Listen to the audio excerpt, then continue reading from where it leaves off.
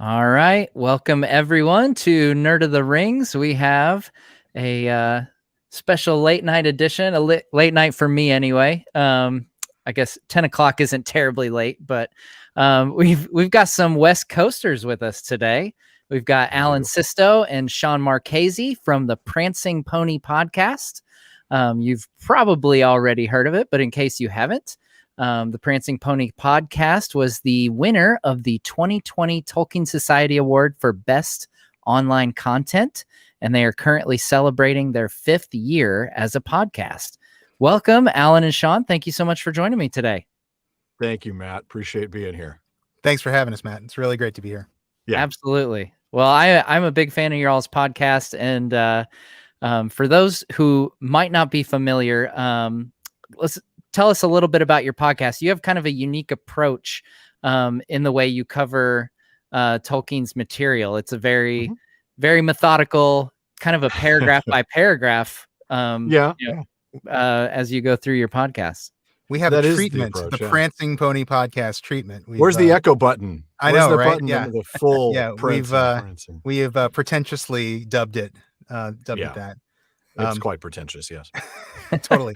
That's never stopped us before. But no, it's just we dive really deeply into the text. We cover about 5 or 6 pages an episode now, I think is our pace. Yeah, that's about right. We spend spend time reading a passage and then just kind of diving into that passage as much as we can. Just get as much as we can out of it. The linguistics, the history, the mythology, all the references, all that great stuff. We just try to bring it all up to the surface and make sure people catch it. That's right. And then tie the themes together. I think that was the one thing, from the very beginning was let's make sure. It's one of the reasons we started with the Silmarillion is we wanted to make sure that all those big themes that weave their way through the Legendarium get tied together with those little individual moments that pop up in the stories. Absolutely. Yeah. That's that's probably my favorite thing. The themes and all the little character moments that, just on even a regular pace, not even a quick read through, just a regular pace read through, most people wouldn't notice. Like I distinctly remember, I think it might've been last season. So it was when the Fellowship's in Moria. Yeah. Maybe last season. Yeah. Last season. Yeah. I remember you guys talking about, the order that the Fellowship goes through. So like with Gandalf and Gimli, or nothing if not pedantic. Party marching order. Because it would make sense. We'd have Gimli in the front because he's a dwarf. He's gonna be more familiar with this kind of environment and just things like that. Or more recently, you guys were talking. I think this might have been in just the episode that came out this week, where Aragorn and Legolas are talking about the horses leaving, and Gimli has a one-track mind. Like, no, but what about that guy? Like, that old man. What about the old man? What are we gonna do about the old man? Seriously, I don't know. Nice about the horses. Where's the old man? Yeah, you want some water, Gimli? Yeah, but what about that old man? Right. Yeah. So it's fun. What are some of your all's favorite moments like that you've been able to bring out or discover from your? Oh man! Oh goodness! Wow. Serious things that were like really good insights. If you want serious answers, or silly. We'll take whatever. All right, Shawn, you want to go ahead and I've got one right off the top of my head. You go ahead. You go ahead if you've got one. When we first started it, one of the very early chapters, Ainulindale, actually, the very kind of a prologue material in the Silmarillion that talks about the creation of Arda. Reading that, there was a phrase that Iluvatar, the creator god, uses, and he's talking to Melkor, and he says that you shall prove but mine instrument in the creation of all these other things. And his whole point was that I've got my plan, and you're going to screw it up, but I'm going to use your screw ups to make things even better. Yeah. And it's this whole idea of sovereignty and this whole idea of not so much fate as much as a plan that gets worked out. And we've come back to that over and over and over. We've coined a phrase, it's spabimi, which is just SPBMI, short for shall prove but mine instrument. And we reference spabimi all the time. And that's one of the more kind of, serious concepts that we've discovered really as a thread that weaves through all the stories. Yeah. Yeah. That's such a great moment. When I did a series of videos on Morgoth recently. That quote was part of it, and yeah, that's a really weighty theme there. You know that you're going to try to mess it up as much as you can, but you're not going to succeed. It's no matter how hard you try, it's not going to happen. Yeah. And anything bad can be turned to good, and that's one. And that's why we see so many of the outcomes that we see in Tolkien's Legendarium. You see, just victory snatched from the jaws of defeat so frequently, right? And it's kind of jarring for the modern reader because you don't expect things to turn out that way, but in Tolkien, they tend to, and it's pretty cool. Yeah. Well, and that brings us to the whole idea of eucatastrophe, which is the other serious thing, that really we see weaving. We see little eucatastrophes, or mini eucatastrophes, all the way up to the big ones, and that's one of the other reasons why the very first episode we started with on fairy stories. We just felt like that was a thread we really wanted to pull on. Yeah. Well, and funny since you moments too, though.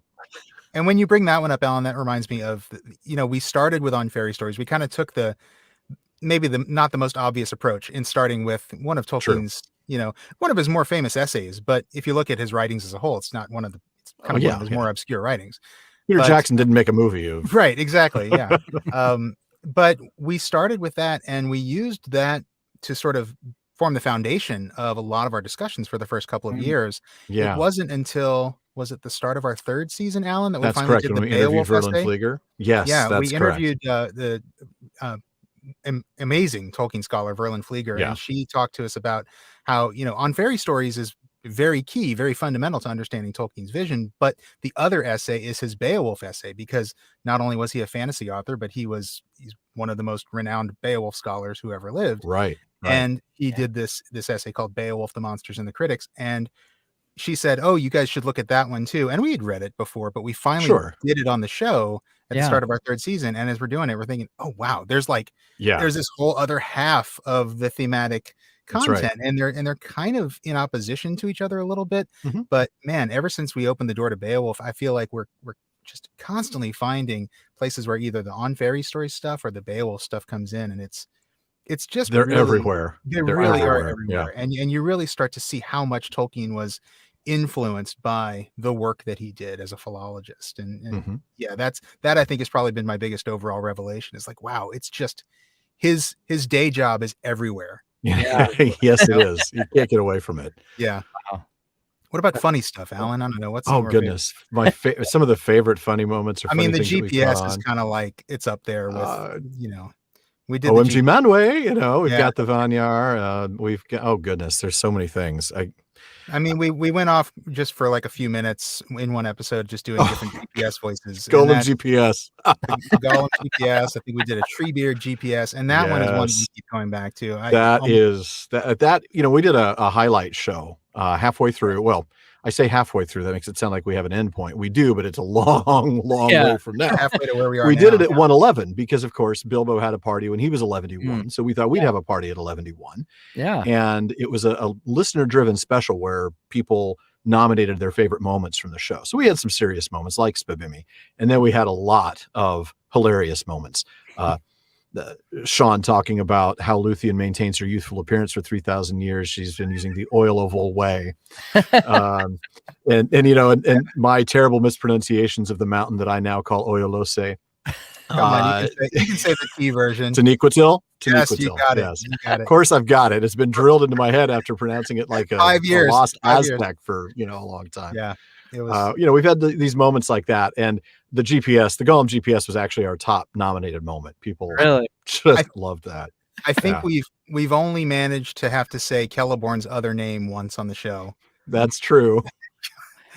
Which I shall not utter here, but folks who have read Unfinished Tales know what it is. Yeah. I'm sure somebody will put it in the chat here. I'm just waiting. Probably. Yeah. We don't want to get you flagged, Matt. I can totally relate. There's times where I'll write a script for a video and then I'll get into recording and I'll just keep stumbling over something and I'll be like, you know what? I'll say it this other way. Like I'll use this other name. like Porky Pig used to do when he would start stuttering on a word. Oh yeah. And he'd try over and over to get it out, and then he'd just change the word and use a different word. Exactly. Except our problem Our problem is that since there's two of us, we'll just start laughing at each other when it happens, and then it's really hard to recover. It is really hard to recover. Some of our outtakes are, a minute and a half of us just not able to breathe. Yeah.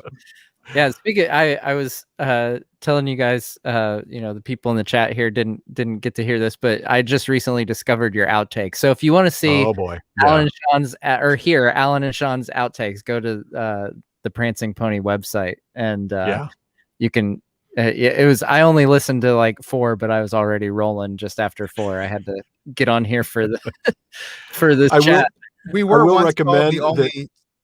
We were once called the only Tolkien podcast with a blooper reel. I don't know if that's the case. I don't know if it's true anymore. I don't know, but I will say that I recommend listening to them after you've listened to the corresponding season. We've broken them down by seasons. Yeah. And a lot of it references inside jokes, or it references things that made the show.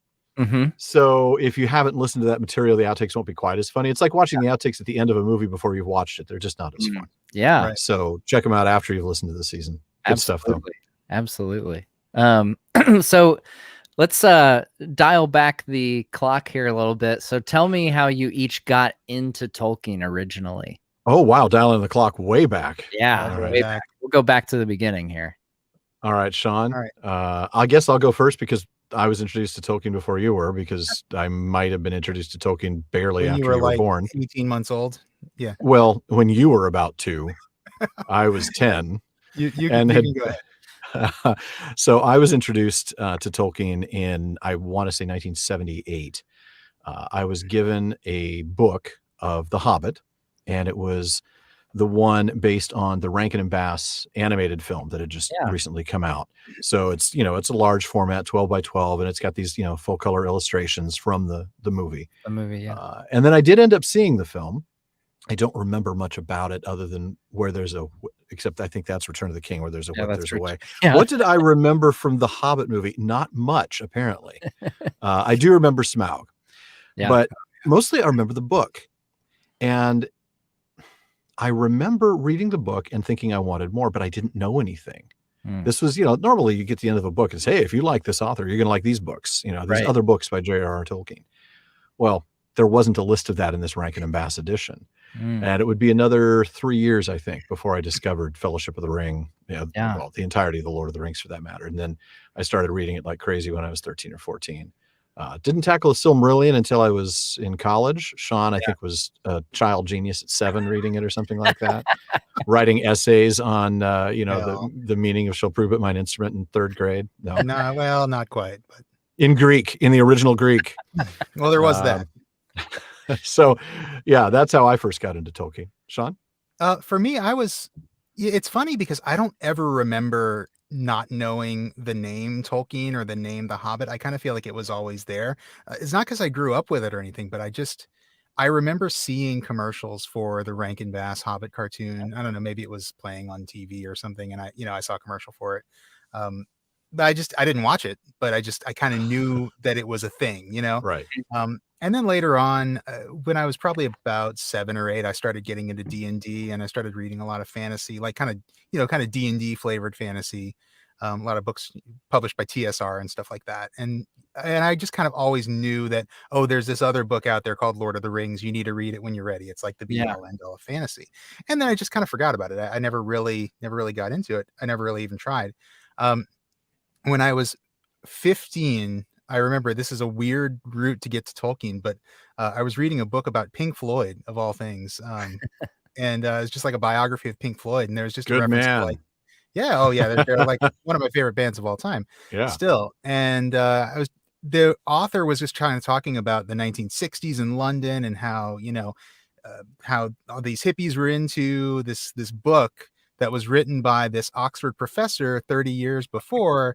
And he talked about how this Oxford professor got bored one day grading papers and wrote, "In a hole in the ground there lived a hobbit," on the back of an exam that he was grading. And I read that, and I'm 15, and I'm reading that, and it's just a rebellious thing to do. You don't think like Oxford professor, you don't think your teacher's doing stuff like that, right? So I read that, and I was like, that sounds amazing. I've got to read this book. So I think it was that summer when I was 15, which would have been 91.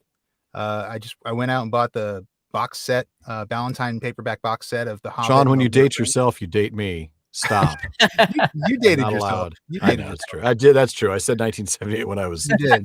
You did. Minus 11. Which is why I felt emboldened to do it. I felt, well, Alan's opened the door.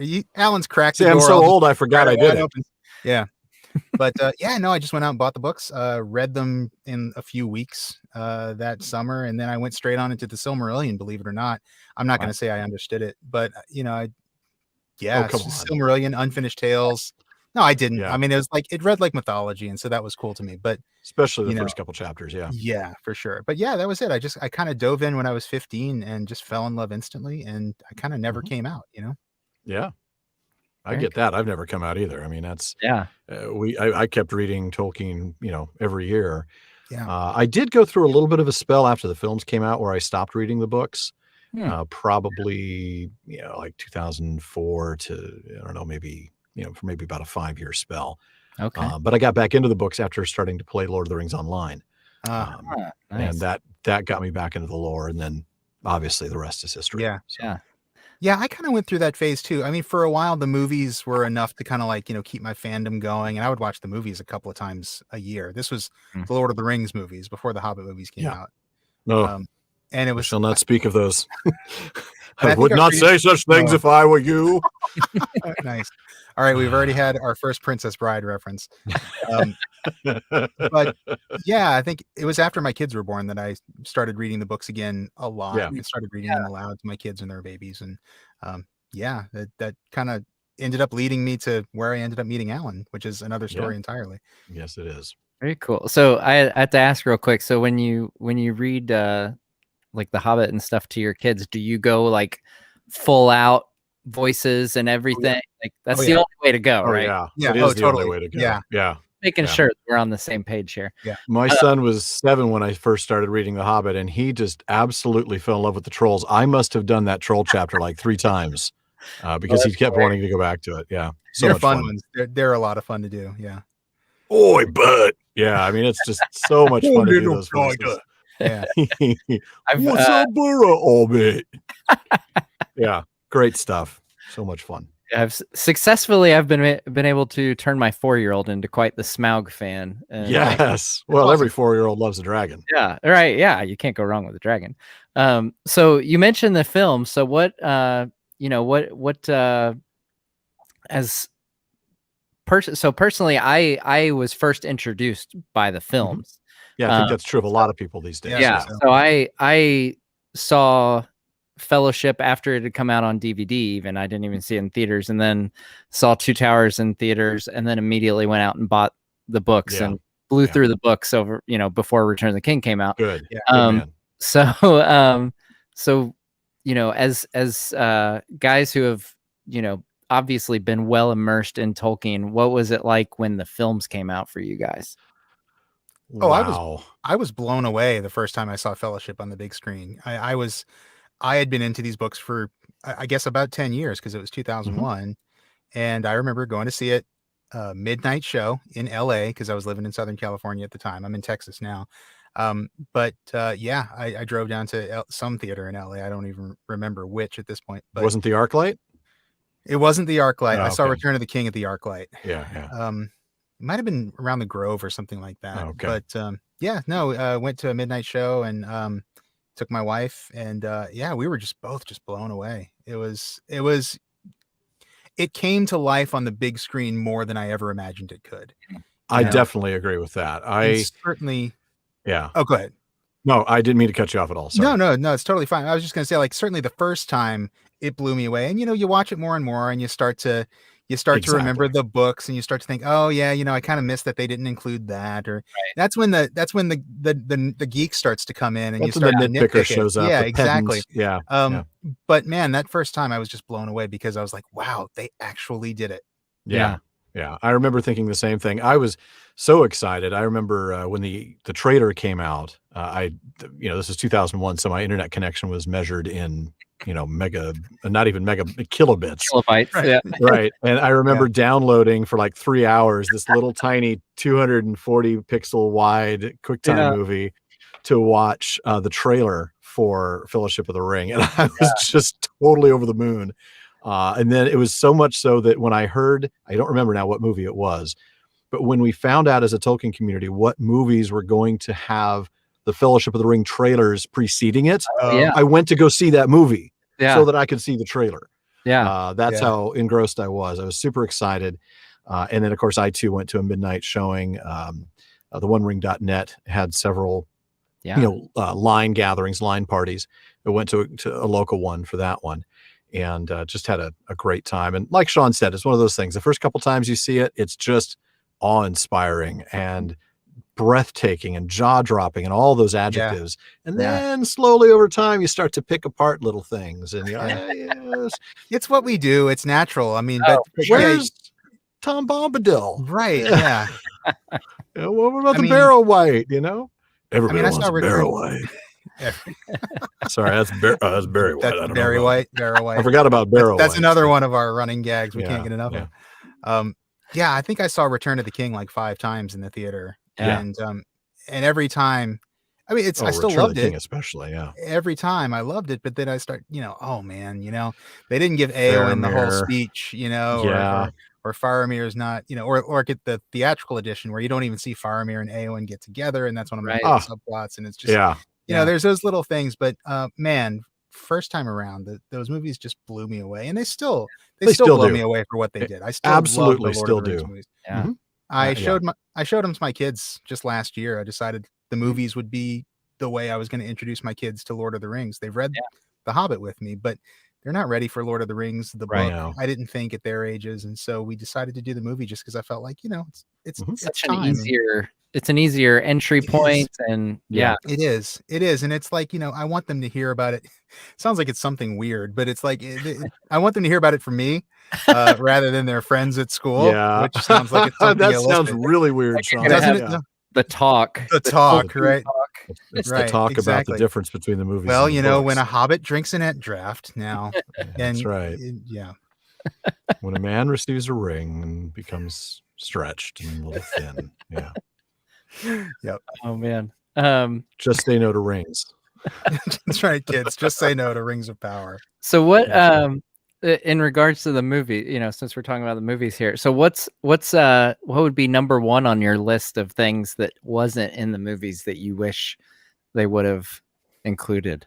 Is it fair then for me to say, I don't know, I don't think this is what the answer you're looking for, but I'm just going to give you this answer anyway. Faramir being a decent guy from the start. That's really a big gripe about something they changed. But I guess if you're going to say what they didn't include at all, it would have to be the Scouring of the Shire, far and away.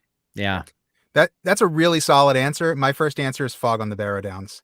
I know, that was my second. And that's because it is some of the scariest stuff I've ever read. And Jackson would have done it spectacularly. He's a horror amazing because he was a horror director. He would have done so great with it. And we see Creeping what he did. would have been a nightmare for everybody who watched the movie. Exactly. And we see the stuff he did with Minas Morgul and the Paths of the Dead. I mean, Jackson did horror well. And it would have been cool to see. But Scouring the Shire, I mean, it's one of my favorite segments in the book. I know a lot of people feel it's kind of anticlimactic. It really isn't. I mean, it is the thing. It is the peak of the arc for Merry and Pippin. And it's super important to the whole storyline. And I missed that. I missed that the deaths of Sharky and Grima happened in a way, only in the extended editions. That was just random and it didn't make any sense. Didn't fit. Well, and in the theatrical, it doesn't happen at all. So it's even more confusing, Like, wait, so there's still an evil wizard hanging out? Like, are we not going to take care of that? Right. There's a bad guy still floating around. I mean, the Sauron guy might be gone, but they just give Treebeard that the filth of Saruman is washing away, and okay, cool, but where's he? Right? Like we know what's happened to his filth. What about him? But so this kind of leads me into my next kind of prepared question I had. So as I've done the channel, I come across some very common questions that kind of scream like I've only seen the films, which I'm not saying there's anything wrong with that by any means. Absolutely not. I'll sit down and I would have a conversation at a pub with somebody who'd only seen the films for as long as they want. I mean, absolutely. So I don't mean this in so if anybody out there has only seen the films, I'm not like saying anything bad about that. But there are some comments, I'll occasionally get that they'll say, well, you're forgetting about this, or, you got this wrong because of this. And it's like, okay, well, that's because you've only seen the films. You don't know, how it really is. Yeah. So if you could give a PSA for movie only fans, what would it be? Like, what's something that people who haven't read the books, would get wrong or not understand that you would say that you would want to correct them on? Like, I'll go ahead and give you one of mine is you kind of alluded to Saruman's, how he actually dies in the books. Because I get that a lot. I'll reference in, videos that aren't even about Saruman, and I'll say like, Gandalf and the hobbits pass Saruman as they're traveling north to Rivendell, and they're like, wait a second, Saruman's alive. What the heck is going on? Right. And like blows people's minds. And I'm like, oh yeah, here to watch this video on Scouring of the Shire. And it's so great because you see how Saruman is reduced to just this petty, this petty thing, and he's just scrabbling for whatever little power he can get. Yeah, it's such a great arc. Next thing you know, he's going to wash the hobbits' windshields. I mean, it's really, it's sad. You feel bad for the guy. Well, I'll tell you what, one of the things, since we're on the Scouring a little bit, one of my favorite things about that is showing Frodo's capacity for forgiveness. Like after, Sharky's done all this stuff, he's like, no, just get out of here, and then Saruman tries to kill him and he's like, no, still don't hurt him. I think, talking about another fantasy series, it's kind of similar with how in the books Harry Potter is, where he actually gives Voldemort a chance to, show remorse and redeem himself. Right. They totally cut that out of the films too. So like, two of my favorite series, it's like, oh, but these moments are so important. But yeah, so anyway, so we'll get back to your guys's your movie only fans. Only fans PSA. Oh boy. All right. Well, I'm gonna let you take the lead. I've got one because we, Matt, you just mentioned Frodo, and that makes me think of a big one. A lot of times when you're seeing people critiquing the movies online, they'll talk about how Frodo is emo, right? Everybody, that's the word everybody throws around in regards to emo, and excuse me, in regards to Frodo, not emo Baggins. And I think what happens there is because Elijah Wood was cast as Frodo, and he did a fantastic job with the character. He's a great actor, but he was so young when he did it. Frodo is in his 50s. Yeah. And in the movie, he's, 19, 20. Right. And so I think what they got the characterization of Frodo right for the most part. But when you kind of port that 50-year-old sobriety and kind of solemnity into a 20-year-old, he just seems kind of depressed and emo all the time. Yeah. And I'm not saying that there's not a good reason for him to be depressed, but I kind of feel like people who don't know that Frodo is actually a 51-year-old hobbit, I think they kind of get the wrong idea about that gravitas that he's got. And I feel like that's the word I was looking for. I was waiting, and if you didn't drop that word, I would have dropped it. Any chance I get to say gravitas, I will. Yeah. First of all, I now finally feel a little bit younger, knowing that Frodo is essentially my age. So that helps. Thank you, Sean. There you go. You're exactly the right age to go take a ring to a volcano. That's right. He did have reason to be depressed. You're right. He's carrying basically the artifact that could destroy the entire world. Sure. Yeah. Noted. Yeah. But he's always a more somber player than Bilbo, right? I mean, that's just who he is. Bilbo loves a big, rousing party. And Frodo wants dinner with three of his friends. He's just, he's a more introverted character. He's a little more serious. And when you are played by a young character or young actor, I should say, it's not a surprise that comes off as just a little bit emo. But emo wouldn't have made it without his Sam. Emo Baggins. So, yeah, that would have been his son's name if he'd had one. I will say, when so the first time I don't know, I'm sure you guys probably have at some point listened to the 1981 BBC dramatization. We had Brian Sibley on the show to talk about Brian Sibley. So I haven't posted the link yet, but for those of you watching, you might be interested. So we'll actually have Brian Sibley here on the channel later this month. So nice guys around. He's so great. He's such a nice guy. Yeah. And Ian Holm, our Bilbo from the films, is Frodo in those films, and so I had this mental image of an older Frodo because I knew him from, the films, and it totally changes, that character, like seeing him as an older, because obviously, in the films, Sean Astin is older than Elijah Wood. So it does change that dynamic, on its level, at least. So I'd say that's definitely that's a good PSA. I like that one, Sean. Yeah.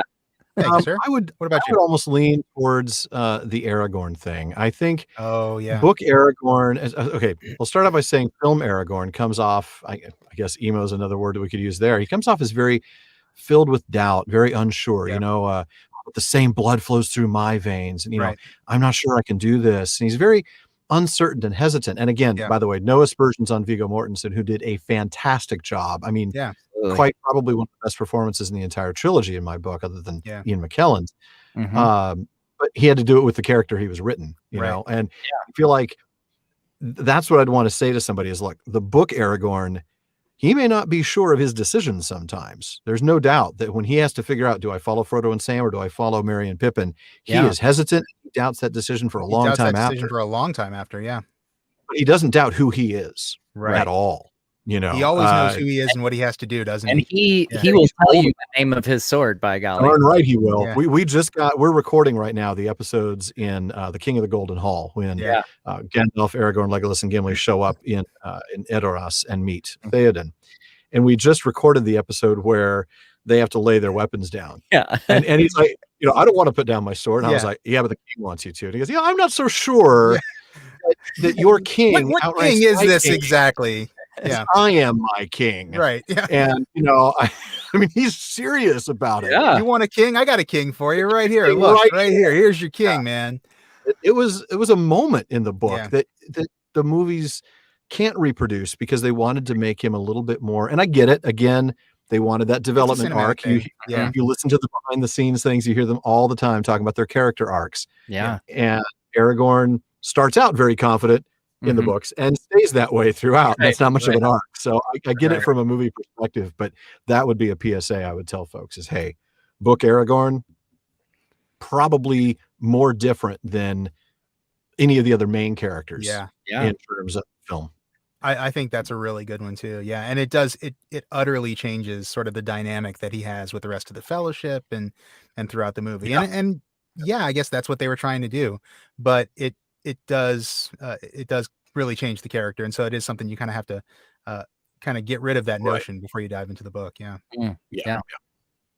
I absolutely love both versions. So it's kind of interesting, from, again, I saw the films first. So like, that was what I had pictured going into the books and, going into the books, I'm like, oh, this is different. That's always one of our favorite conversations to have with people who, because we came to the films from the books. And so we're seeing these places come to life, some of them exactly the way we pictured them and others radically different from the way we pictured them. Right. And it's interesting to then talk to people who go to the books from the movies who have this visual already in their heads and then, have it changed drastically sometimes by the books. So that's a fun conversation to have. I really do enjoy that. Yeah, it is. And it's going to be really interesting, when the Amazon series comes out or someday when they make other film adaptations and another artistic, another visual vision of Middle Earth is brought to people. And I think it's going to be very interesting for people who came to the movies first. And that's the image of Middle Earth they have in their head. I think it's going to be, an exciting few years as we see new Middle Earth stuff come to light. Absolutely. Yeah. Well, I wanted to say real quick, if people here in the chat have questions, feel free to fire away with questions you might have. I've got some pre-prepared, but I want to make sure we get some viewer questions in as well. So feel free to fire those away. Looks like we did have a couple comments. We were just talking about the Amazon show, so we might as well talk about that because it comes up every single time. Not much to talk about. It's all speculation. We can only speculate. Yeah. So what? We won't dwell on it too much because it is just all speculation and it is guessing. So what potential plot line or character are you most looking forward to potentially seeing in the Amazon show? My goodness. Well, if they get there, looking forward's the wrong word, but I would like to see how they deal with Sauron coming to Numenor. That whole fall of the Numenorian race is just so tragic, and to see Sauron come and wield his influence over the king, and then to see their entire society transform from one that loved and honored the elves and respected the ban, even if they sometimes weren't fully on board with it, to a group of people that were willing to rebel against the gods of the world. That would be human sacrifice, human sacrifice, bodies, genocide, persecution. I mean, how graphic are they going to be? That sort of thing. Human sacrifice. That's a little scary. I'm right there with you, Alan. As you know, I mean, it's the fall of Numenor. That's the stuff that I really am looking forward to, because I think it's going to make for some really great TV. I do hope that they don't Game of Thrones it up too much. And I say that as somebody who I've seen every episode of Game of Thrones. Okay. I enjoyed Game of Thrones. But because it's Game of Thrones, because it's not right. Tolkien. Exactly. I want Game of Thrones to be Game of Thrones. And I still think they went too far sometimes, but that's another podcast. But I don't want them to do Tolkien like Game of Thrones. And so I'm hoping that they don't lean in too much to all the extreme content that HBO did with Game of Thrones. I want some things left to the imagination, and I want some hope to stay a part of it, because that's what's so key to Tolkien. That is absolutely central to Tolkien. Right. But with all that said, I think it'll make for great cinema as we see the darkness that comes over Numenor, and the evil of Ar-Pharazôn, and in the way he's seduced by Sauron, as Alan was saying. I think it's great. It's great, not cinema. It'll be great TV. Yeah. So I'm really looking forward to that part. I also wonder if I can add one other story I'd like to see. I don't know if I don't know how much of Unfinished Tales, for instance, is covered under this, under their license. So you mean what they've got access to? Yeah. What they have access to. But I will say that I would love to see a really quality adaptation of the tale of Eldarion and Arendis. Yeah. That could be an entire couple of season arc, and it would just be, you'd go back to it and you'd keep following, some other threads, but that would be just a tremendous story. It's a heartbreaking story, but it's so personal, and it's something that Tolkien didn't write a lot of. Yeah. It's really human drama, and I think it would also make for some really great TV for sure. Absolutely. But with the Second Age, they've got so much flexibility. They've got a lot of leeway. Yeah. And that's a good thing, and that's a bad thing too. So we'll see what they do with it. Yeah. I'm very curious personally to see some dwarves, some Khazad-dûm maybe. Oh yeah. Cool. Yeah. Maybe even waking up the Balrog the first time just to find out he still didn't have either. Yeah. I mean, we know we're going to see Galadriel, right? They've cast a young young Galadriel. She's only a few thousand. She's only 5,000 years old. Yeah. So we know they've got a young Galadriel in there. So we'll see some of that stuff with them allying with the dwarves and Moria and the wars against Sauron. I think that's the stuff they're banking on, and I think that's going to be great. Yeah. Very cool. So what? So we've kind of gone through some different adaptations here. I've seen a couple people in the chat asking about specifically the Ralph Bakshi, Lord of the Rings adaptation. So what do you guys? You have any thoughts on that? Did you guys? I guess Aragorn has no pants. Aragorn needs no pants. and the horns, man, the Boromir's horns. I was so Boromir's got the horns on his helmet, and he's always milking the cow. When he's trying to persuade Frodo to give him the ring, he's always like, milking the cow. Give me the ring, Frodo. It's just, milking the cow. Man, that's brilliant. Oh, good one, Sean. Thank you. I was really thrown off personally because Boromir has the horns, and like for the longest time I thought he was Gimli, and Gimli has like the baggy hat thing. And visually it's great. The parts that were, I think the parts that were fully realized in animation, I think look great. There's a lot that's good about it. Well, there's so much that's good that Peter Jackson took a couple of things right out there of are it, a couple of things that Peter Jackson did borrow, like the side of the road when Frodo and the hobbits are underneath that tree and the ring. I mean, that is storyboard right out of the Bakshi version. For sure. It's great. Yeah, why not? Right. And there's a lot of stuff about it that's great, but go ahead, Matt. Sorry. I was gonna say I always was fascinated by the rotoscoping technique. That's a very distinct point in time where that was a thing that people did. Right.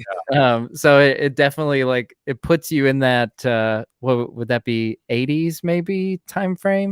Was that 78? I think it was live yet. Yeah. No. Yeah.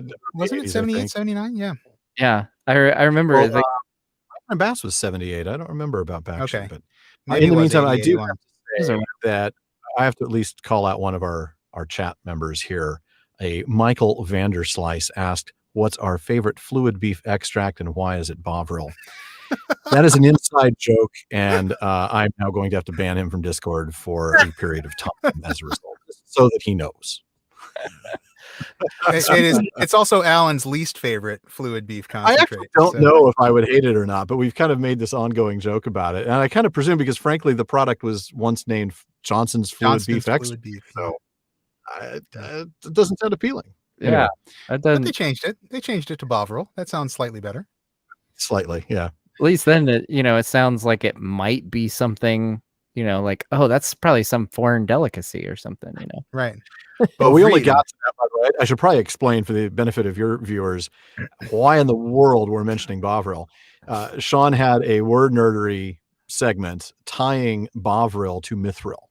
Oh, okay. Through Vril, which was a 19th century science fiction story that we think Tolkien was potentially influenced by with Mithril, but yes, it also influenced the name of Bovril for whatever reason, because Johnston's fluid beef just didn't pass the pass the test market. Gosh. Somebody needs to hire a focus group right now. Exactly. Yeah, right. Man. Anyway, well, speaking of your all's supporters and people involved with your podcasts and stuff, I did have a Patreon question that asked, "Who is your favorite team member and why is it Casey?" And that's from Casey. Oh, that's brilliant. That's brilliant. Shawn, I'm not answering who my favorite team member is. That's not fair. I will answer why it's Casey. Yes, that's fair. No, Casey's done such a fantastic job just making sure we've got awesome engagement, awesome discussion in all of our social media spaces online. It's something that as the show continues to grow, Alan and I just don't have the time to do it. We could get in and answer questions every now and then. That was the best we could do. And adding a team has helped us immensely.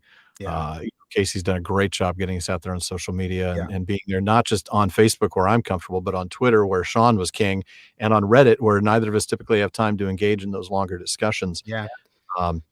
He helped us build that Reddit community from the ground up just because people said, you guys really should be on Reddit. We're like, okay. I've never used Reddit before. Actually, I should tell that story, shouldn't I? I had written down a list of tasks. It was a to-do list of things to do with the podcast. You edit this episode, whatever. And one of the things was look into Reddit ? It was just one of 12 items on this list. And I took a picture of the list and posted it to Facebook just to show, hey, this is what we do every week. This is sort of our, just like a little behind the scenes thing. Just this is our to-do list. What was it within a week of that thing being online? There was a Prancing Pony Pod subreddit. Yeah, I think it was. I think people started posting on Instagram first, like, wait, get help with Reddit. Are you guys going to start a subreddit? And I was like, I don't. What's a subreddit? Like that was. I knew nothing about Reddit. Actually, Casey was one of the people who reached out to us and said, "Hey, if you guys are interested in this, I would love to help you get it off the ground." And so we said yes, absolutely. But by the time we started going down that path, somebody had already created it and pretty cool. Handed the keys to somebody else who became one of our mods, and it was interesting. So now it's Prancing Pony Pod. Now it is really it's one of our two I think most vibrant places for discussion online. Next to Facebook. Two most active communities. It's in the thousands, I believe. I saw it earlier today. I can't remember off the top of my head what number it's at, but yeah, it's been up growing.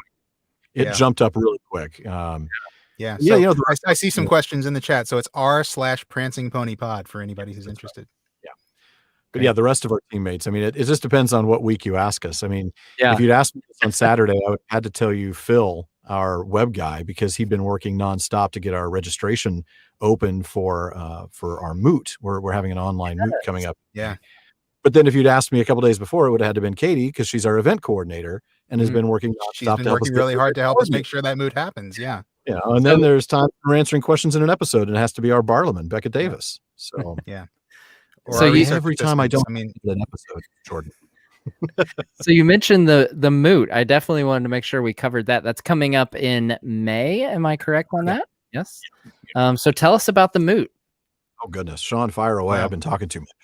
Well, I guess, since Alan and I started the podcast, and we just celebrated our 5th anniversary, I think our favorite thing has been engaging with the community, and we do a lot of that online. I mean, Alan and I first met in a Facebook group, so we've always been pretty active on social media when we can.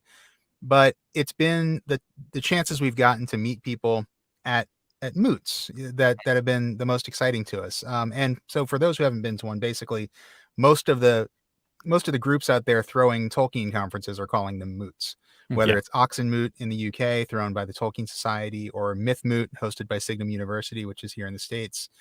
Signum also does regional moots all around the US. They do Tex Moot, which I've been a part of in the past. Around the world, there's a London moot that they do. That's right. Yeah. So anyway, we've had a chance to go to a few of these. We went to Myth Moot back in 2018.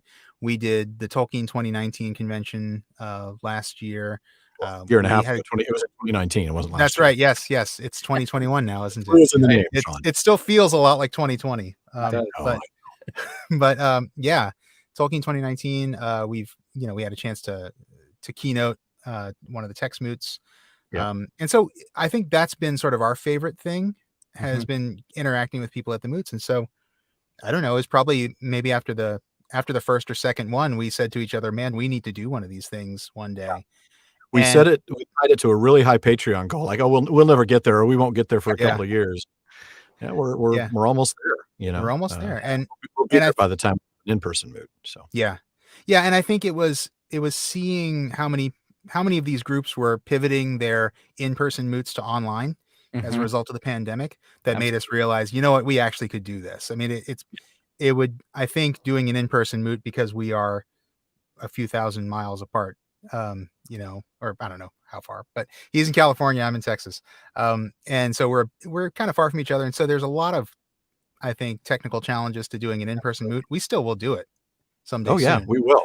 But we would have wanted to do one this year were we able. But we took this opportunity to kind of do two things. Obviously, to meet the need that we have right now, which is to do it virtually, and engage a larger audience probably as a result. But also to kind of give us a test run to see what we need to do when we have an in-person moot. So, the idea was always to do in person, but when the idea we still will, for sure. We will do one. Our goal, our objective is to try to do one sometime late summer next year. Don't hold us to it, please. That's our target. I won't put it on my calendar quite yet then. So you can put one on it. So what's going to be going on? So for those who are totally unfamiliar with moots, we know it's a gathering of Tolkien fans. What kind of events, what kind of things are you going to have? Wow. We're going to start with some social gathering stuff, little icebreakers and games, and we're going to have an event opening from us, and we're going to have a nice big pub quiz with prizes, because we are the Prancing Pony, so we have to have a pub quiz. We have to have a quiz, and then of course the big key to these moots are a series of talks or presentations, and so we have a number of people who submitted their papers, and they're going to be presenting talks throughout the day. On Saturday, we have a couple of fairly sizable keynote speakers. When I say sizable, I don't mean they're large people. I mean that they are well recognized. Right. Dr. Amy Sturgis, who spoke at Myth Moot last year, and Dr. Michael Drought, who has done anything that can be done in the Tolkien world. He's probably done it. He's also been a guest on our show. He's been involved in Lotro. Done a lot of stuff with Lotro, and and he's he might be he's certainly a Beowulf expert. I mean, if you want somebody who knows his Beowulf, it's going to be Drought. So we're going to have those two. Bill Fliss is going to be joining us. He's the archivist at Marquette University. So he gets, firsthand experience dealing with the Tolkien manuscripts. And he's done a really cool project about online fandom, or about fandom, I should say, in general, with the Tolkien community. So there's going to be talks, presentations, roundtables, and some of them, I would say, some of them are going to be more academic presentations, but a lot of them are just going to be fun, interactive stuff. I mean, we've got a collectors panel featuring some people who are, behind the Tolkien Collectors Guide website. Right. And they'll be talking about just collecting. We've got some fun workshops planned. It's going to be a nice mix of stuff. Did you mention the AMA episode we'll be recording? I did not. I was going to leave that for you. So we are going to be recording an episode of the show.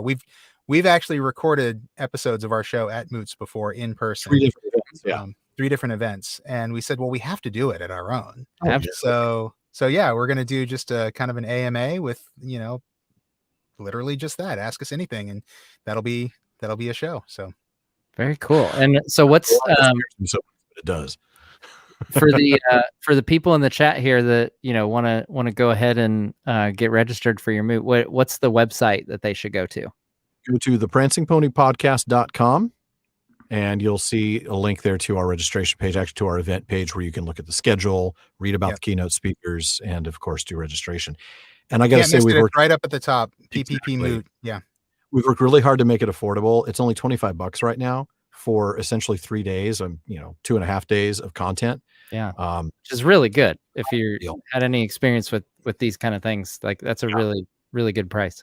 We want to make it accessible. We did. We wanted to make sure as many people could be there as possible, because our community is really, I think, what's made us, right? I think it's been a big part of our identity as a podcast has been our ability to connect with our community. And so we really wanted to give them a chance to interact with us in our own space. We've done it in other people's space before. We've done it in the Tolkien Society space before. We've done it in Signum space before.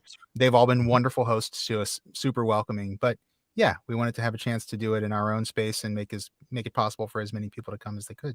In my own particular idiom, sir. We definitely wanted to do it in our own space. We're looking forward to it. It's going to be a lot of fun. And we also even tried, in terms of accessibility, to make it convenient for times. We set it so that most of our audience, and my apologies to Australia, but most of our audience is going to be able to attend at least portions of it. The folks in the UK and the rest of Europe will certainly be able to attend the talks. They will not have to miss the talks. They might have to stay up to ungodly hours in order to enjoy the games, but they at least can get the good stuff. And we have at least one Australian presenting, actually. So yeah, he's managed to make it work. So I think, what did we figure out that time for him? It's like 4 a.m. 4 a.m. or something. Yeah. Yeah. It's a crazy time difference. I've had Stephen Hunter, who is Bomber, and Jed Brophy on, and it's crazy when you get to the point where you're trying to schedule with people on the other side of the world, and you're talking about different days. Like it's not only different time, but like they're talking about Thursday, and you're like, oh wait, no, that's Wednesday. Very cool. They may have a tough time, I can see, but our all across the US is going to be pretty convenient time zones. And then I think most of the UK the UK and most of Europe will be able to enjoy a significant portion of the event. So we're looking forward to it. It's going to be a lot of fun. So, so we kind of skipped over. I meant to ask you guys earlier.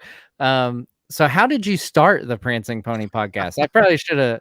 I'm not a professional interviewer by trade. What we call burying the lead. I can sum up, I guess. Sean, do you want to take that one? You've got it down too. We've told the story a few times, and I guess it goes back to what we met in 2015, I believe. Summer. I think it was probably summer of 2015. I was in a Facebook group. I was a brand new member to this group. I don't know how long you'd been there. Maybe a year. But, okay, yeah. So we were both members in this one particular Facebook group that was really trying hard to get some book discussions going in between all the memes and the jokes and stuff like that. A couple of the admins started doing these things called book weeks, where it was the idea was pick your favorite passage from Fellowship or from The Hobbit or whatever, and write about it, and you start a discussion on Facebook. Yeah. And it was simple stuff. It would be, pick your favorite passage from this entire book. Yeah. And so, you got obviously the big moments. And what ended up happening over a period of time is we each got a little bit more involved, and our posts became a little more intricate. And pretty soon we started one-upping each other. It was what it ultimately came down to, and we still do actually on the show. It was absolutely what we did. Oh, Shawn wrote a pretty good one. I better knock this one out of the park. I'd write a killer one, and Shawn is like, I got to write something better. Yeah, exactly. And we're starting to like footnote things, and we're citing passages. We're citing Berlin Flieger and Tom Shippey and stuff like that. You know how hard that is to do with Facebook. Right. Yeah. Where one wrong enter actually ends the whole comment. Right. So that's kind of how that's how we became friends basically in 2015. And then you had a weird idea. Well, yeah, I'd been doing at that point, by the fall of 2015, I'd been dabbling in voiceover for about a year, doing corporate narration, some audiobooks, nothing you'd ever have heard of, I assure you. And just some small projects here and there, but I was trying to break into that industry. And my coach had said, if you want to get more comfortable behind the mic, at the time I sort of had a very newscastery presence, sort of a Gary Owens sort of thing going on, and not that stiff, but close to it. And he said, if you want to get more comfortable behind the mic, do a podcast. Nobody will listen. I mean, maybe your mom will listen, but nobody will listen, and you won't do it for very long, but it'll get you comfortable. So, okay, that sounds like something I want to do. And I thought it through, and I realized I didn't want to hear myself talking for, half an hour. I needed a co-host. I didn't want to do this by myself. But what would I want to talk about? And I thought about the few things that I know well enough. Somebody asked the question, what do you know well enough to talk about for 45 minutes without notes? And there's only like 3 or 4 things that I know really, really well and enjoy well enough to talk about for 45 minutes. I mean, I could talk about Excel pivot tables, but I don't want to. So, that left things like, cars. I don't know. The Excel pivot table podcast might be pretty exciting. We should try it.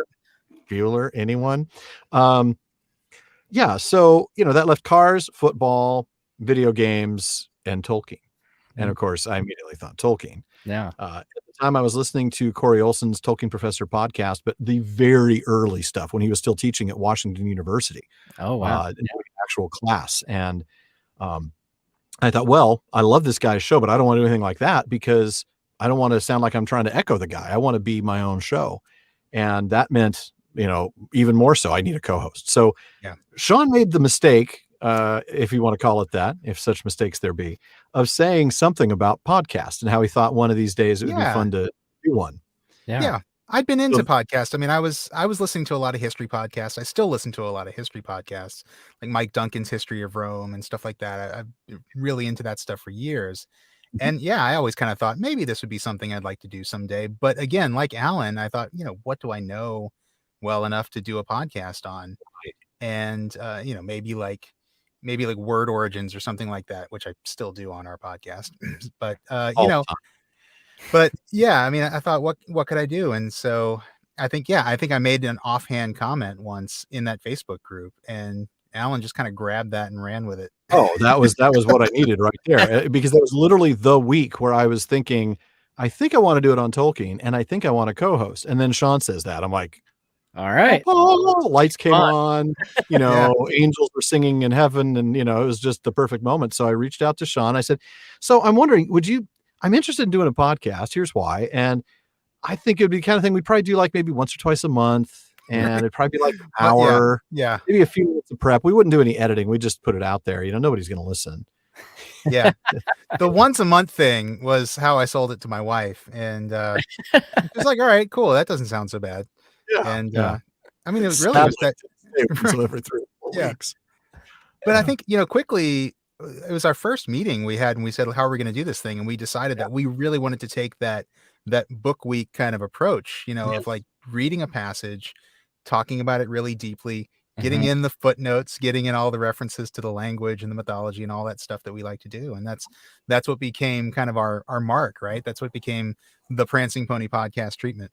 Yeah. I'm and seeing by the way, we've got people in the chat, Alan, that are tracking down the books I wanted to address that real quick. I haven't done an audiobook in about 3 or 4 years. So I'd like to think I've gotten a little better, or as the guy in Monty Python and the Holy Grail says, I got better. But yeah, Decoding Nicaea was one. That's probably the one I'm most proud of. And then there's a history book on World War I. The other stuff, a lot of it was just the self-published tripe that I can say that, right? That, I got paid basically, like $50 to read. It was just, I mean, like I had to edit this stuff. Like clearly whoever wrote it wasn't even a native English speaker. I don't know what the deal was, but don't go there. But Decoding Nicaea was an interesting one if you're into church history and things like that. It has to do with the Nicene Creed.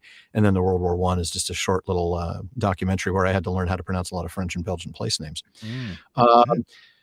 What was the other question that I saw in there? Oh, anybody know which face group that was, or was it top secret? It is. It's got too many slashes in it. It's something like the Silmarillion / the Children of Hurin / the Hobbit / the Lord of the Rings. Something like that. Yeah. If you search for the Silmarillion / you'll find it. And yeah. But I used to call it the slash group until somebody told me what that was. So don't call it that. We met in the slash group, everybody. Yeah. No, we did not. So that was the start. And it was funny because we did not meet in person until we met at episode 88 in Mythmoot 5, 3 years later. We'd been 2.5 years. We'd been doing the show when we finally met in person. And everybody asked us, "Oh, was it weird meeting Alan for the first time?" Like, no, we talk every week. We're doing this show together all the time. Yeah. It's not like we're not interacting with each other, Right. And we did video by that point because we did. Yeah.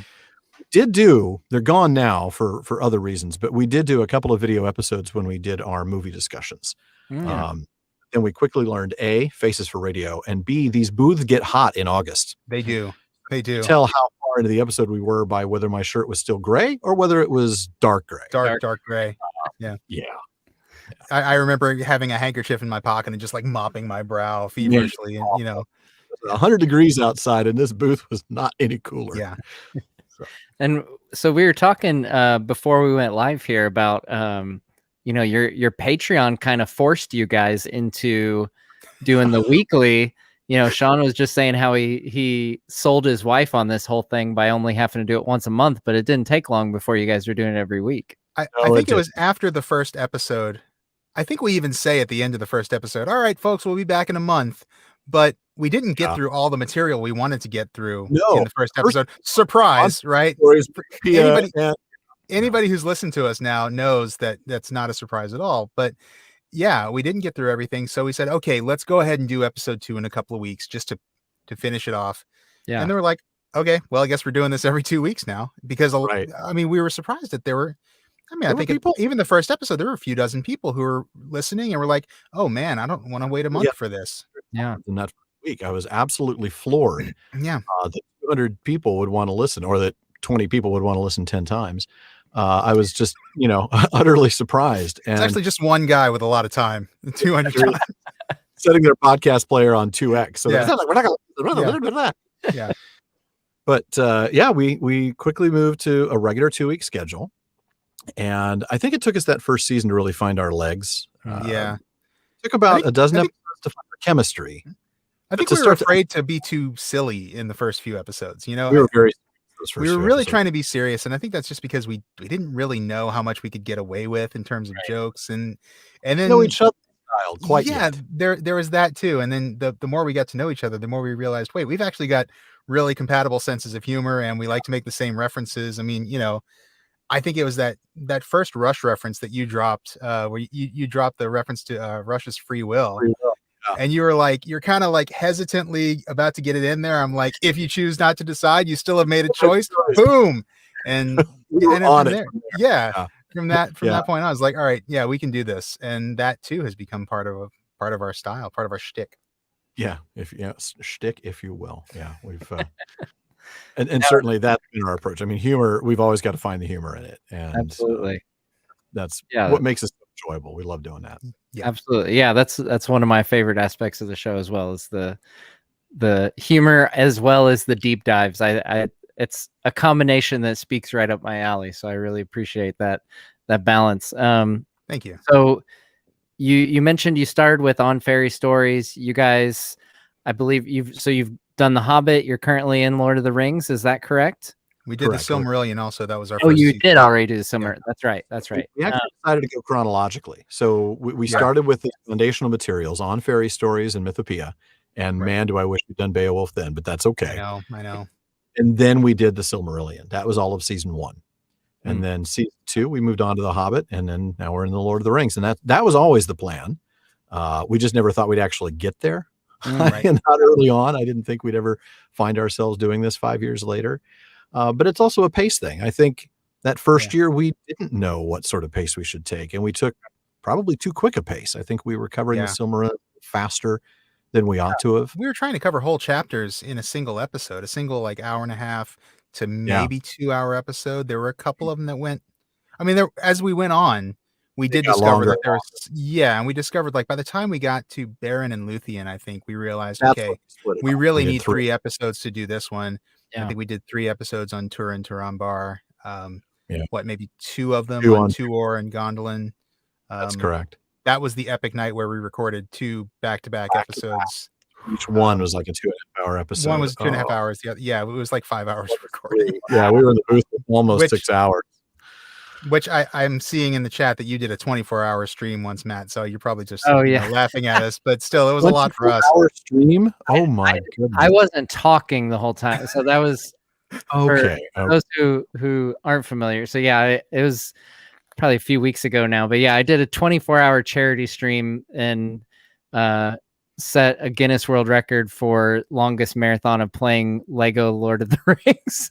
Oh, that's awesome. I love it. That's brilliant, man. So that's great. I'm still in the process of, I had to fill out all the paperwork. I'm collecting like all the I had to have official witnesses watching the stream. So that you could get in the Guinness records. So that I could get a certificate from Guinness, I guess. But that's awesome. Main thing was, it was for charity, raising for a good cause. Yeah, no, that's great. Yeah, no, I'm pretty sure about the 12-hour mark, probably like 12 to 20 hours. I'm pretty glazed over.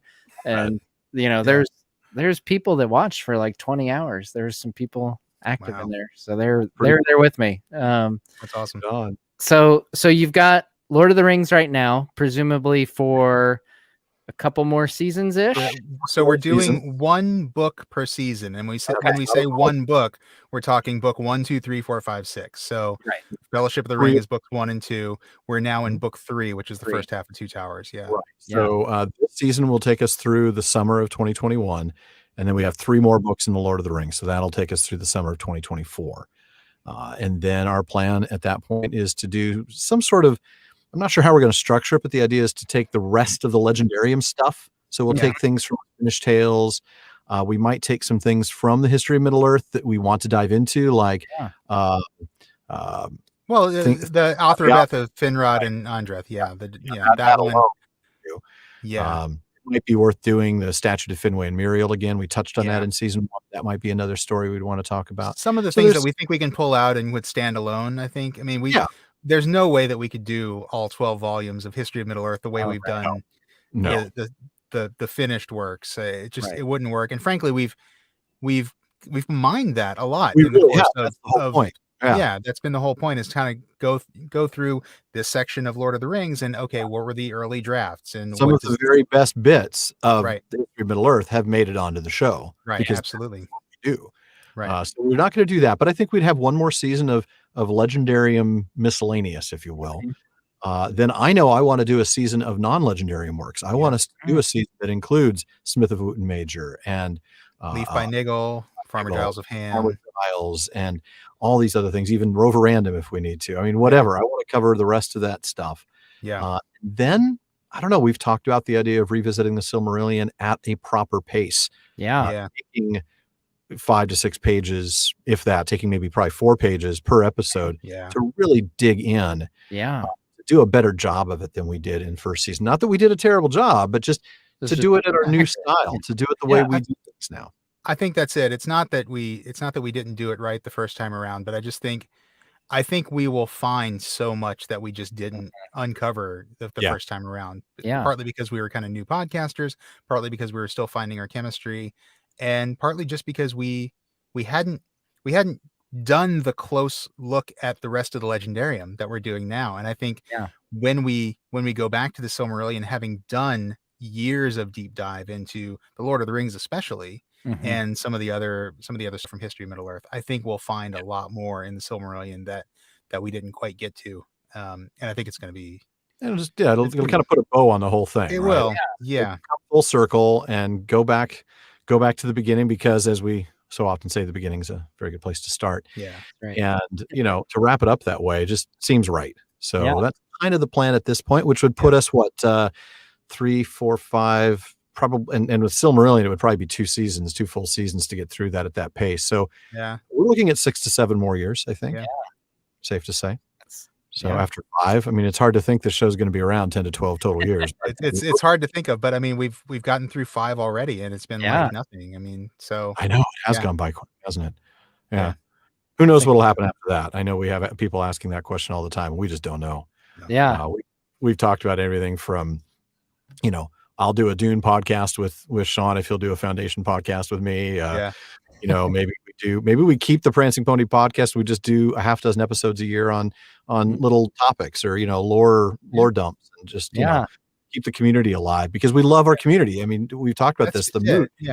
We love our community. We don't want it to go away, even when we're quote unquote done. So whatever we need to do to stay with them and to be in touch with them, we'll probably find a way. And like you said, you've got to you've got a little bit of time to figure that out. Sounds like we've got a roadmap. Yeah. We got a roadmap that'll get us through the next few years. So no doubt about that. So so you guys have had some really cool guests on your show as well. Oh yes, we most recently, I was just when I was taking a walk the other day, I was listening to your interview with Ted Naismith. So I was curious, of kind of the interviews or the experiences that have come about as the result of this podcast and what it's grown into. What are some of your most memorable or some of your, most favorite experiences? Favorite? That's a hard one to say. It is hard. It's hard to pick favorites. I mean, all of our interviews have been amazing, because these are people whose books are on our shelves. We've got prints of their art. It's like, these are people we've admired for a long time, and to be able to talk to somebody like Ted Naismith, who I've been a huge fan of his art for so many years, or John Garth or Verlin Flieger, whose books about Tolkien have just completely changed my perception, or Tom Shippey, or Simon Tolkien. We actually interviewed Simon Tolkien was the second person we interviewed. So that's Christopher's son, who was might have been the most nerve-wracking moment on our entire show. Absolutely, because it's like, oh my gosh, we've got an actual Tolkien on our show. Yeah. But he was very friendly guy. He was willing to talk about not only his own book, because he's written a few books himself. Yeah. In fairness, that's what the episode is about. It is discussion about but we experiences with his grandfather. We did talk a little bit about his memories of his grandfather, and that was so cool. But I mean, really, going back to our very first interview with Dimitra Fimi and Andrew Higgins, which was the first one that we did, that made us realize, oh wait, we can do this. Right. And it totally came out of the blue. I mean, we had never even discussed the idea of interviews. Never in our wildest dreams had we thought we would do it. No. And Andy Higgins reached out to us and asked us if he and Dimitra could come on our show. Yeah. They had just published their critical edition of A Secret Vice, which is one, Tolkien's essay on language creation. Yeah. And they published this really incredible critical edition that went really deep, went into early drafts and other supplemental material. And he just reached out to us. Can we come on the show? I'm like, yes, please. Yeah. And they both have been such tremendous supporters of the show ever since then. I mean, it's been great. And it opened the doors for us to try all those others, which I never would have had. I don't know. I never would have had the guts to reach out to John Garth and Simon Tolkien and Michael Drout, let alone Tom Shippey and Verlin Flieger, who are giants in the field. Yeah. Right. It's phenomenal. Yeah. Very cool. So do you have any, are there any other interviews, or I guess is it secret information? Any other interviews that you've got lined up for this season? We've got one that we're aiming for, but we haven't lined that one up, have we, Sean? We haven't. We've got the person's agreed to come on. Yeah, we just haven't been able to schedule it. We haven't been able to schedule it, and we're still kind of working through the details, so we're not able to talk about that one yet. But our goal is always to do about 3 or 4 full length. Probably 3 is the most. Sometimes we can only fit in 2 in the season. I think this season it will only be 2 on. It'll be Ted and that last episode of the season, I think.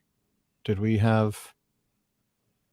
Well, gosh, now yeah. I mean, I think we try to aim. We did. Okay, so we did a full episode of interviews. We just didn't do a full episode interview. We did the Moots interview where we talked about 2 interview episodes because we also did the race special. That's right. Yeah, that's right.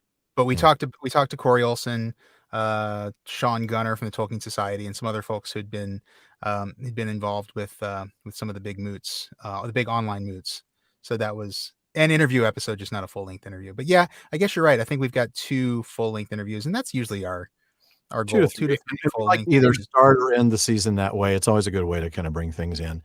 But yeah, we just because we haven't confirmed a date, I don't want to say who it is. Oh, absolutely. No, that's totally instead we have our guests at our moot, right? I mean, when we've got Michael Out, Amy Sturgis, and then also Bill Fliss and James Tauber and a number of others that are going to be coming and presenting. It's just going to be a phenomenal event. So yeah, well, that's the other thing. We've done a lot of kind of short interviews. Like a 20-minute episode. 20-minute interview with just a short topic guest like Bill Fliss or So we enjoy it. I mean, I think the interviews have been something that we've enjoyed so much that we'll do it as often as we can. Yeah, absolutely. Yeah, I thoroughly enjoyed the one. Like I said, I just listened to the one with Ted Naismith, and that was fun. That was really fun. I've always been a big fan of his artwork, so to hear him talk about, his experiences and process and everything was really cool. I see one of our guests from not only the Moots interview episode, but also who did a short interview with us earlier on is actually in the chat right now. Yeah, Luke from Tolkien. Yeah, Luke from Tolkien Experience. So also, very cool. Hey, Luke. Comment on a few of the things that have been flying by. First of all, we love all of our teammates, so please, Katie, Rebecca, everybody else in there. It's all Stacy's fault. That question, by the way. Rebecca's going to get a turn talking to later on. I love what Rebecca Davis says here. She's our Barliman. She says Alan would be the one who would pull into McDonald's while Katie and I are shouting, "McDonald's, McDonald's!" Order a single black coffee and then leave. I don't even like coffee, and that's exactly what I do. Oh man.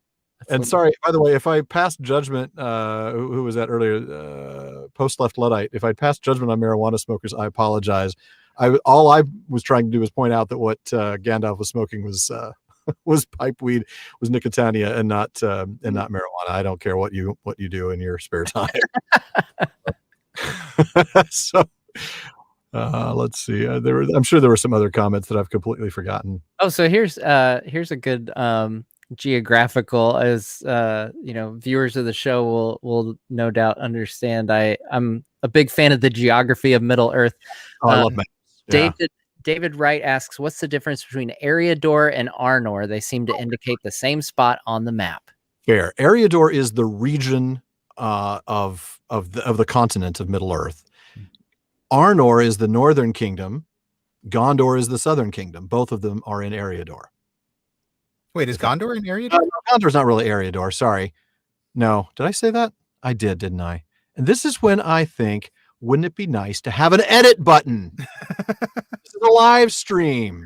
Yeah. No, Gondor is, but Gondor and Arnor are the northern and southern kingdoms, but Arnor is the region of Eriador. Yeah. I mean, maybe you could draw a comparison between, well, this probably isn't going to work either, but I mean, yeah, it's like Great Britain is the island, but then the political entity that sits on the island is the United Kingdom.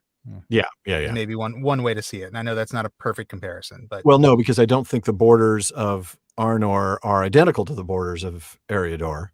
I think Eriador is a larger region. Yeah, but the borders of the United Kingdom are not identical to the borders of Great Britain either. That's true. Yeah, you're right, because Northern Ireland. That's fair. Yeah, I was thinking maybe England with Great Britain. Yeah, right? and maybe that's another way to think of it too. Yeah.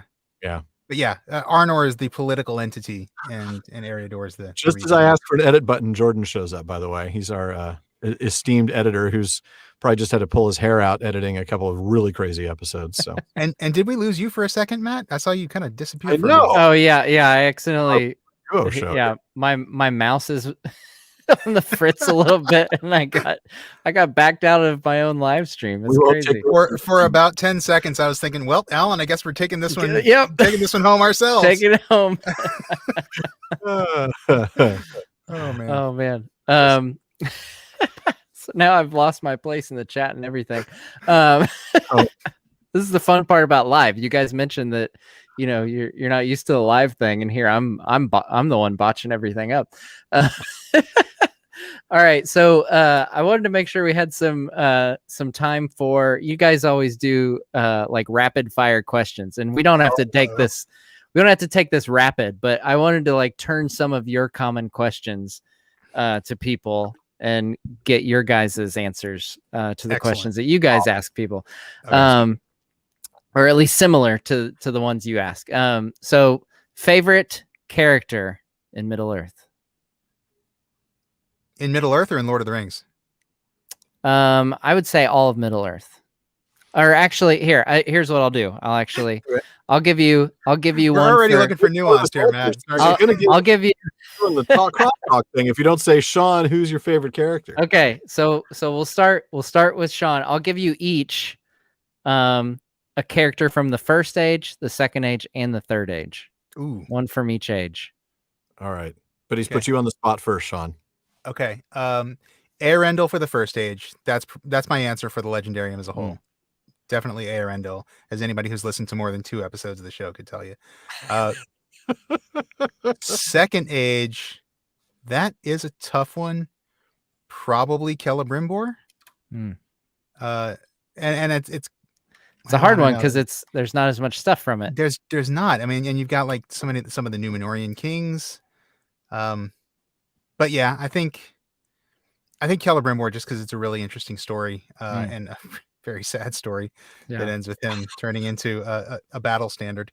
And then third age, Éowyn.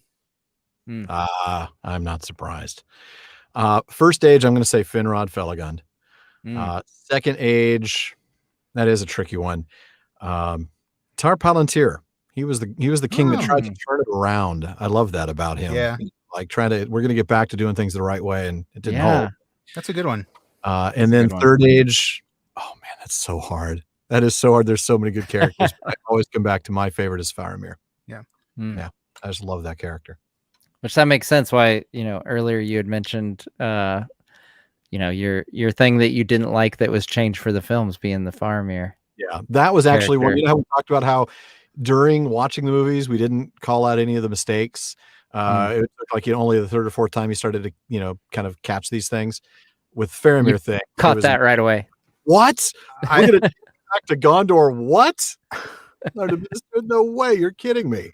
I was the same with my first viewing of Return of the King and Éowyn's big moment with the Witch King. That is the moment of the book that I'm like, my heart is racing as I approach that moment. It's like my absolute favorite moment. How do you just get that? And it's just like, it's just one line, I am no man. Like, what? Where's the rest of the speech, man? That's like, I mean, come on. Nobody said Dwemer nobody. All that great stuff. Lord of Carrion. Yeah. Right. Leave the dead in peace. Oh man, it's such a great moment. And it was just cut down. And, again, leaving it with my wife who hadn't read the books before then. She's like, oh, that was really cool with Éowyn. It's like, yeah, it was, but man, I wanted more. But it's cooler in the book. Exactly. Yeah, that's always the case. And that's the neat thing about the movies. Somebody can love the movies and I can tell them they're great movies, and because they really are, if we're talking about absolutely. Oh yeah, for sure. But I'll say that, and still you're going to like the books even more. And I know that that's not always true. There are some people who are like, I bounced off the books. I can't do it. I get that. I get it.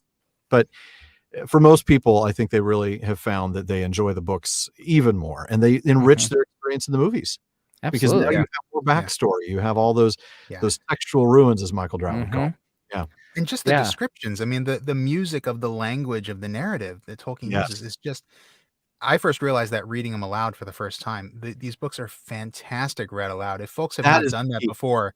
You talked about a PSA. That's one, huh? right, Shawn? Yeah. Do it. Do yourself the favor of reading the books aloud, maybe, with your significant other, to your kids, a stranger on the bus. Just, read the books aloud. You will please record doing it to a stranger on the bus. Yeah. And send it to Barlaman at the prancingponypodcast.com. But yeah, no, I mean, it will completely change the way you see and hear Middle Earth if you read aloud. So much for lightning round, Matt. Sorry about that. No. I intended this. This is why I started the lightning round so early in our. Oh, that's right. This was lightning round. Somebody needs to. It's almost as though he's heard us talk before, Alan. Yeah. No, I will say. So going back, I think you were saying, Alan. How it enhances your viewing of the books or viewing of the books. They both viewing kind of the films. In some ways, like one of my favorite parts that's in the films that I had no idea, totally went over my head, was the dialogue between Elrond and Aragorn, where he says, I give hope to men, I keep none for myself. And that being like the dying words of Aragorn's mother. It's just like, and I've had that, when I did a video on Aragorn on the channel here, I had so many people comment like, oh my gosh, like that moment in the movies. Stuff like that, like it's moments like that. There's so many. Is the gift that so Galadriel gives Aragorn the Elf Stone.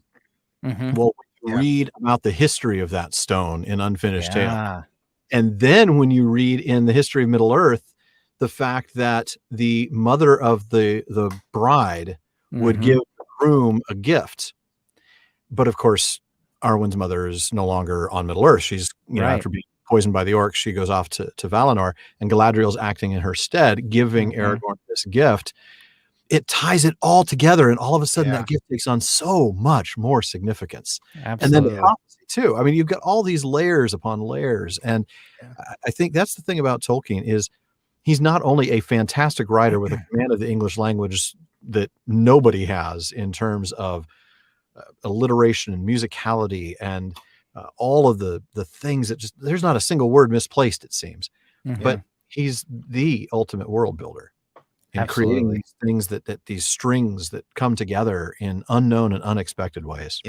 Phenomenal. Inner consistency of reality was his phrase for it, and he absolutely achieves it. And it's just it's because he knew so much about language, and he knew about history, and he knew so much about ancient epic literature that he was able to create a world that felt like that. I mean, I've talked to Tolkien scholars who have told me I could, when I first read Tolkien's work, I could not believe that one person invented this entire mythology, invented this entire world. And it's absolutely true. Yeah. I love that. I've always said, I love the fact that you can study Middle Earth as if it's actual history. Yes. Like there's, like, you wonder about this random character, like, oh, I wonder, what, like, if I'm watching the movies with a friend or something who's not familiar, it's like, oh, what about that random person? What's their backstory? I'm like, actually, I can tell you. Yeah, exactly. It's like, oh, you see that little prop there? This is the significant, like, the Ring of Barahir. Like, let me tell you. Let me tell you a half-hour long story about the Ring of Barahir. That's another great one that when you know that story, it just makes the appearance of that ring in the movie just so much more powerful. Oh, absolutely. You realize this is the ring that Baron's holding aloft. And saying, let me pass. Don't shoot.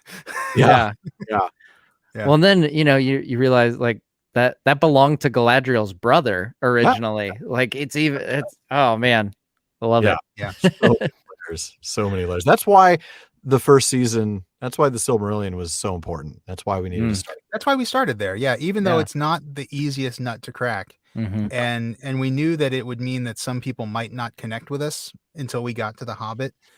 That's okay. We knew that we wanted to cover that first because we have continued to go back to that and reference the Silmarillion and those themes that we pointed out back then, they still come, with the sins of Melkor, which is something that I never even picked up on until I was outlining our discussion. This idea of not only pride, everybody sees the pride, but some of these other things about the desire to control and manipulate, and then a really important one that had kind of it's a blink and you miss it moment, as we often say, was this idea of separation from community or withdrawal from community. You know, he played his own tune while everybody else was doing, this thing together. He was off on his own trying to make his own music. And we talked about that. And then you realize as you start to go through the Legendarium, oh, wow, man, the importance all the bad guys do this. It's like those sins of Melkor become sort of a template for evil in the Legendarium. And so every villain you see, whether it's Sauron or Saruman or Feanor, they're all somewhere on that path, of those sins. And it's stuff like that that really just makes even watching the movies so much richer. It really does. Definitely. So that was the first question. All right, so that was the first rapid question. Yeah. Okay, I'm going to put my timer on for 10 seconds here. No, like I said, there's a reason I started the rapid fire questions 30 minutes before the stream ended. All right, where in Middle Earth would you most want to live? Oh man, Hobbiton. I know it's an easy answer, but food, friends, beautiful pastoral surroundings. Rivendell. Not just to visit, but also to live, just because there's so much lore there. There's so much history. It's ancient. I like to live in a place that's got some history, which is weird because I'm an American and no place really has that much history. But I love that. And I think Rivendell for sure. I'm in a city where I think the oldest building is about 40 years old. Yeah. I think it was on a recent episode. I think one of you guys mentioned the fact that, Rivendell would always have interesting people coming and going through it, which I thought was an interesting take. Yeah. Yeah. All right. So so that's where you would want to live. What Middle Earth location would you want to visit? I'm going to say Rivendell. Okay. Assuming I'm living in Rivendell, I think probably Minas Tirith. Yeah. Okay. That would be that. I almost said Edoras, but even though I am the Lord of the Mark, I think Minas Tirith is probably the place I'd probably hang out a lot. Again, history and architecture. Okay. Man, my dwarves are just striking out here. I'm thinking like surely someone wants to visit Khazad-dûm, right? Maybe pre-Balrog. Maybe pre-Balrog. Yeah, maybe go and set up a nice little mithril mine there. I guess successful little empire there. Yeah, be a mithril prospector for sure. There you go. Yeah, I should specify pre-Balrog. That's a pretty big disclaimer there. It kind of changes my perception. It changes the value. Yes. Favorite Tolkien book. So of the Middle Earth books, we'll start with Middle Earth books. Which of the Tolkien Middle Earth books is your favorite? Wow.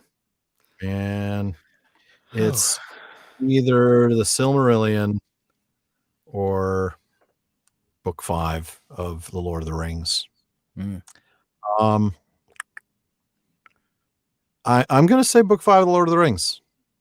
Man, you even like broke it up into the books. Yeah, we make 6 books. We can't. You just can't cop out and just say the Lord of the Rings. No, that whole charge of the Rohirrim and the Battle of the Pelennor Fields and all of that and the big catastrophe of Aragorn unfurling the standards on the boats as they come up. Oh man, I cannot wait till we get there. That's going to take.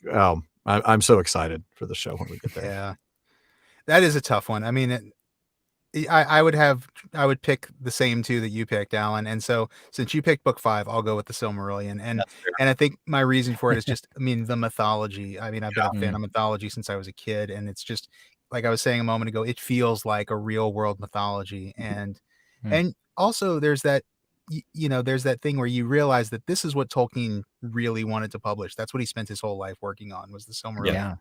And even though what was published by Christopher was not the form that it would have taken if Tolkien had finished it, still, it's kind of cool to connect with that stuff that was sort of his obsession all his life. Yeah. Very good. Yeah. Yeah, those are great answers. Yeah, now I'm like thinking like, man, what's my favorite book out of the Lord of the Rings? Because I would totally be one to cop out and just say, oh yeah, Lord of the Rings. easy peasy. Right. But yeah, man. Okay, now I'm gonna have to reread. Bummer. I'm gonna have to reread Lord of the Rings so I can decide. Oh, yeah, terrible. That sounds miserable. So, do you have a favorite non-Middle Earth Tolkien book of his non-Middle Earth? For me, it's Leaf by Niggle. Just a fantastic allegory from a guy who says he hated allegory. Well, yeah. I'm sorry, he never hated it. He cordially disliked it. Cordially disliked. That's right. Leaf by Niggle is just a fantastic work that no matter how many times you read it, you start to see more, and it's just and it's just a beautiful story too. Really, it is. You see a lot of Tolkien in it. I think Tolkien is reflecting on himself a lot in Leaf by Niggle. If folks haven't read it, definitely pick it up. It's really, really, really impactful. Mine though is Smith of Wootton Major, which is another take on this concept of fairy.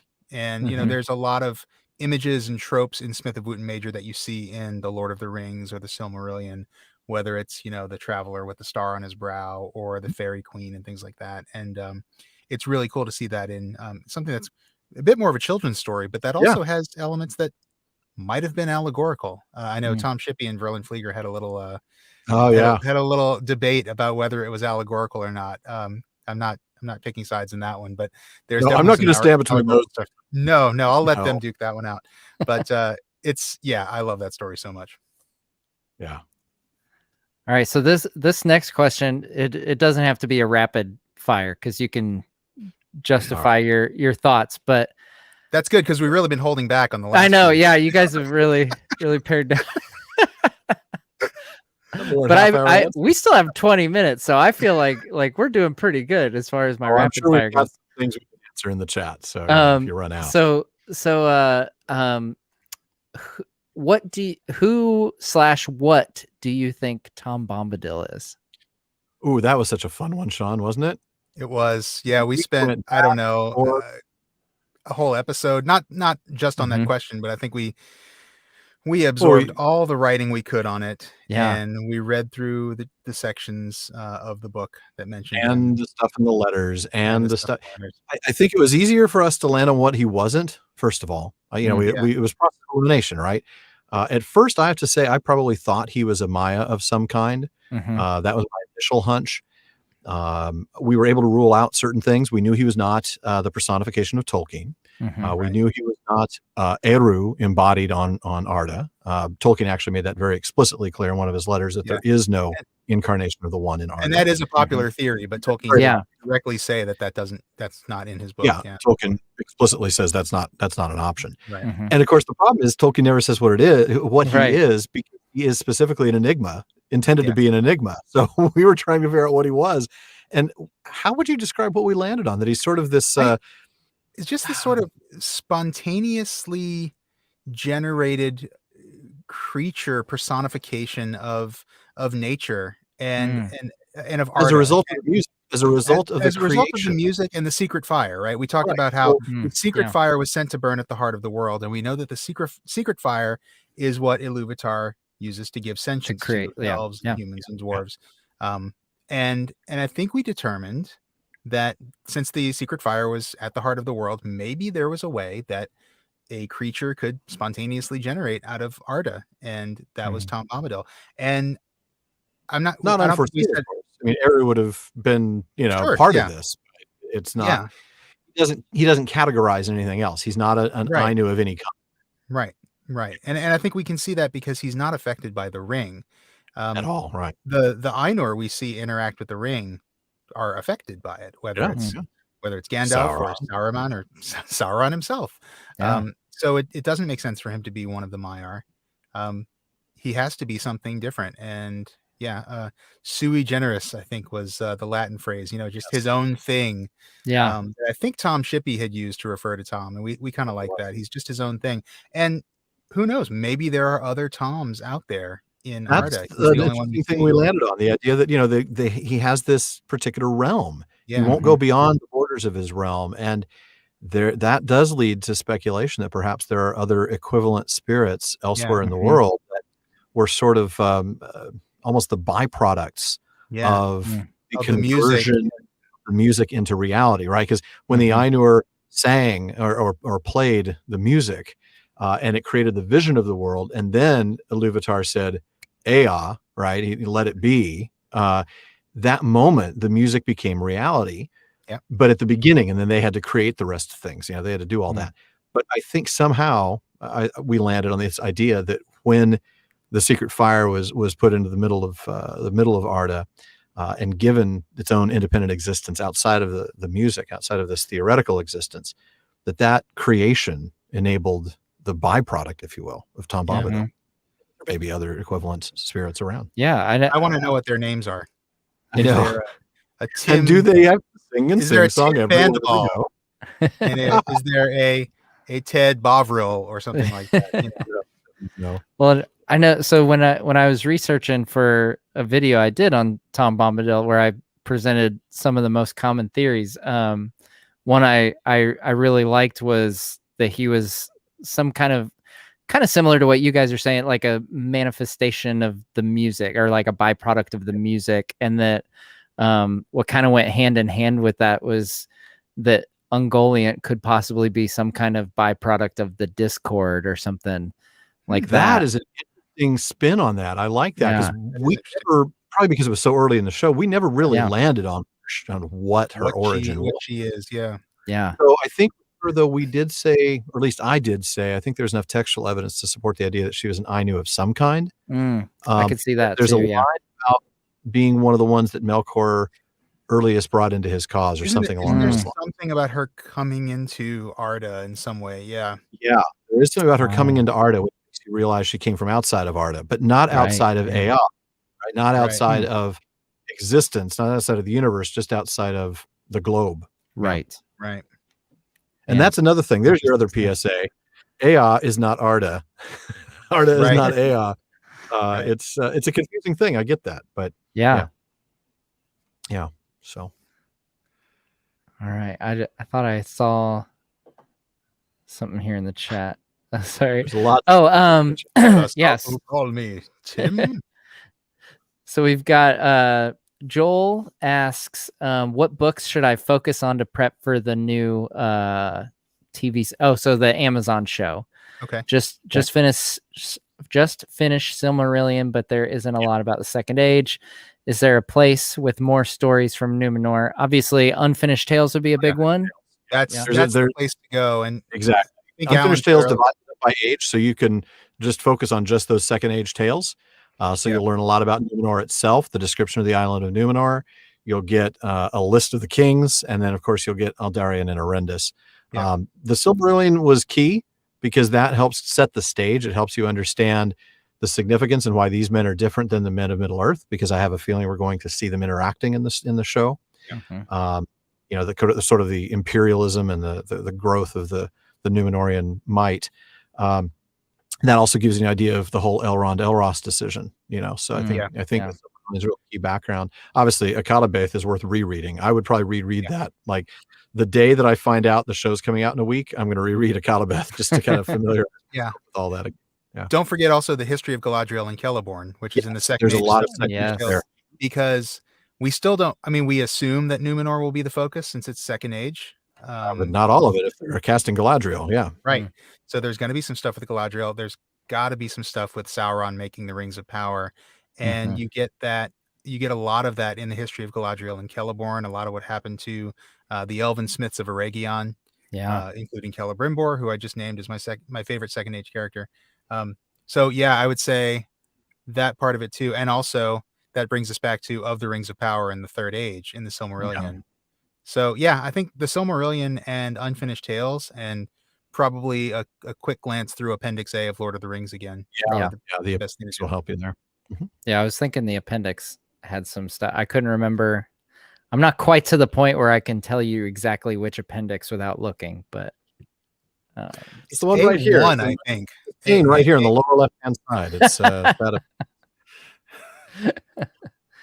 All right, let's see if we have any other questions. Feel free to fire away, everyone in the chat, if you've got any questions. I like your rationale, by the way, on the idea of why Tom is Erub, just because he chooses to let the beings sort it out between themselves. But the thing is, Tolkien himself actually said explicitly, there is no personification. There's no personification. association with Eru in Arda at all. So he's ruled it out. So he can be anything but that, I suppose. But and the other one I've gotten a lot of comment because I did not cover this in my Tom Bombadil video was people thinking that he was Tolkien himself, which he also directly refuted. He also directly refuted that. Yeah, very clear. And I mean, I get why people would want that. I think a lot of people put themselves in their own stories, but if Tolkien put himself in at all, he will tell you that that might have been Faramir. He didn't do it intentionally. Faramir showed up sort of later on. He says, I came to realize this was the guy that, I'm most like him, which is high praise for Tolkien. He's patting himself on the back quite a bit because Faramir is pretty awesome. Pretty much, the most morally upstanding guy in the whole book. Yeah. All right. What happens to Beorn between The Hobbit and The Lord of the Rings? He dies and his son takes over, right? Yeah. Immortal creature. Beorn. Yeah. So Grim Beorn and the Beornings, which I always figure out. I do have this question that is unanswered: is where did they find other? I mean, there weren't a lot of Beornings around, so where did they all come from? I mean, is this an Adam and Eve situation where you're like, well, where did the generational? How did the gene pool get built, folks? Yeah. So maybe he just met a nice girl, and the bear genes were just so powerful that he just passed it down to his kids. That could be. It could be a dominant gene. Yeah, as you'd imagine a bear gene would be. Yeah. Yeah, it would have to be a dominant. I mean, that's the only thing that makes sense. It's bear gene. Of course, it's dominant. So Luke asks a question, not stumping them with Tolkien questions. How about this? Which athletic competition do you feel like you could beat your co-host in? Oh, thanks, Luke. Sean could beat me in beer brewing. Is that a sport? It is the way I do it. Wow. I'll let you answer that one first. I'm not sure. I'm not athletically inclined at all. I was going to say any sprint or like get us on bikes, on road bikes. You'll probably destroy me. You'll destroy me on a bike. I don't know. So. Lifting kegs, I think. Probably the one that I could beat out. I like that. Right, we're meeting with Gimli and Feanor be like, oh, I like that one. I think Gimli just holds up the crystal that has the 3 hairs in it and kind of looks at it with raised eyebrows like it would be exactly like that scene in Good Will Hunting with Gimli holding up the hairs and like, how do you like them apples? Yes. That is brilliant. Oh man. Stuff. Nazgul and the Mouth of Sauron after the tower fell. Discuss. Well, the Nazgul die during the eruption of Mount Doom. The rings rings gone. Destroyed, so the power keeping them. Yeah, the power keeping them intact is gone. Yeah. But we also know, I should say, the text makes it clear that the 9 rings that enslaved them were in Barad-dûr, so they're destroyed. So they're gone. So, their rings were destroyed. They were. Mouth of Sauron would have been a mortal man, if we're not mistaken. I mean, he was. I think the text says he was a Black Númenórean. Númenórean, yeah. So he would be dead. I mean, he would be. He wouldn't have died when the ring was destroyed, but no. He might have.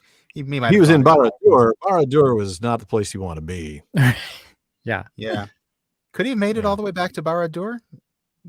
Because he was at. You're the right. Gate, Yeah, he would probably not have been. He would have been in some, whatever command structure near the Morannon, which probably collapsed. Right. Which probably collapsed. You're right. Yeah. Still be alive at some point there. Yeah. The odds are not in his favor. No, they're not. Say that. Not at all. Okay. For each of us, if you worshiped a Vala, which one would it be?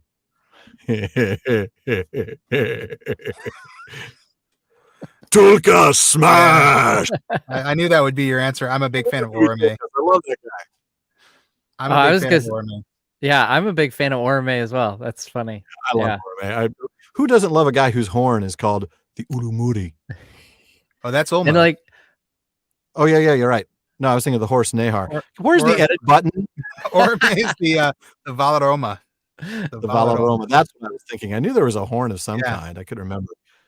I love Orome. Is it because the line where it says he delighted in hunting the beasts of Melkor? So yeah.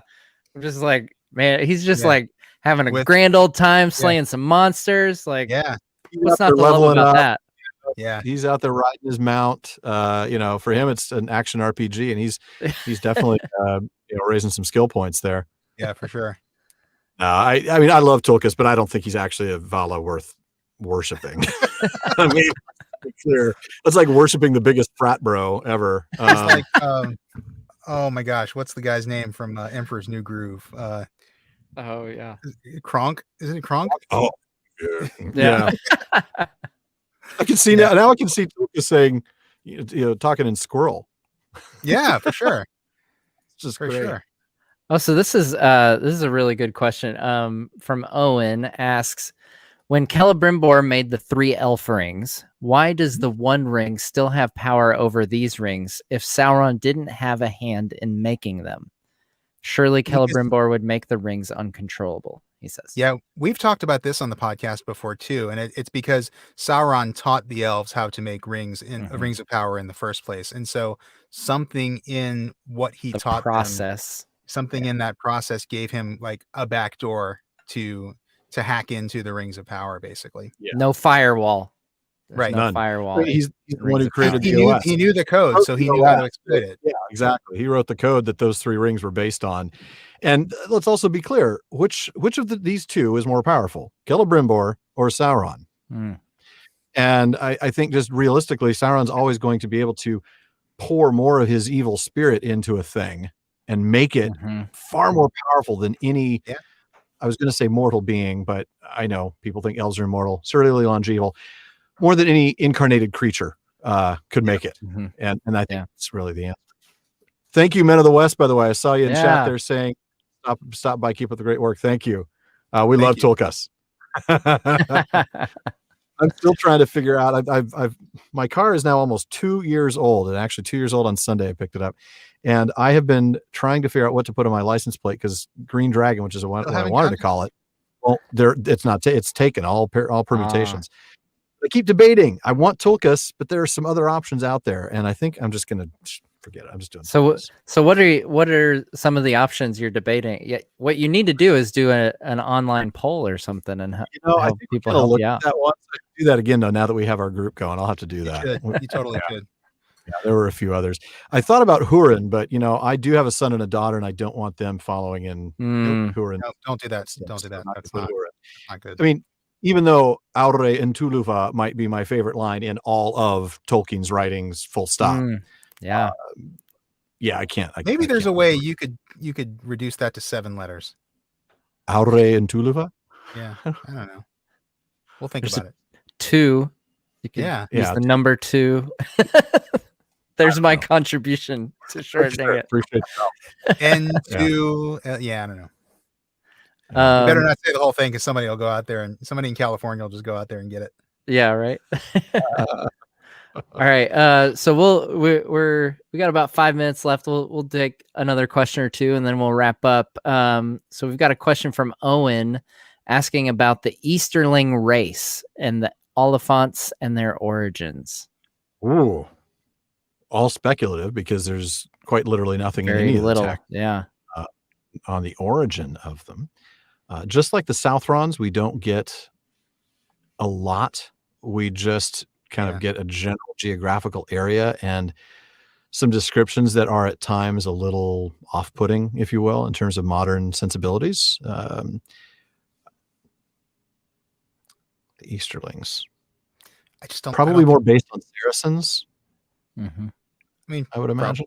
Yeah, probably. I mean, I think that's kind of what Tolkien was going for in terms of just like the role they play in the story. And the marauding Turks. Yeah. And we know, obviously, Sauron vacations in the East quite a lot throughout.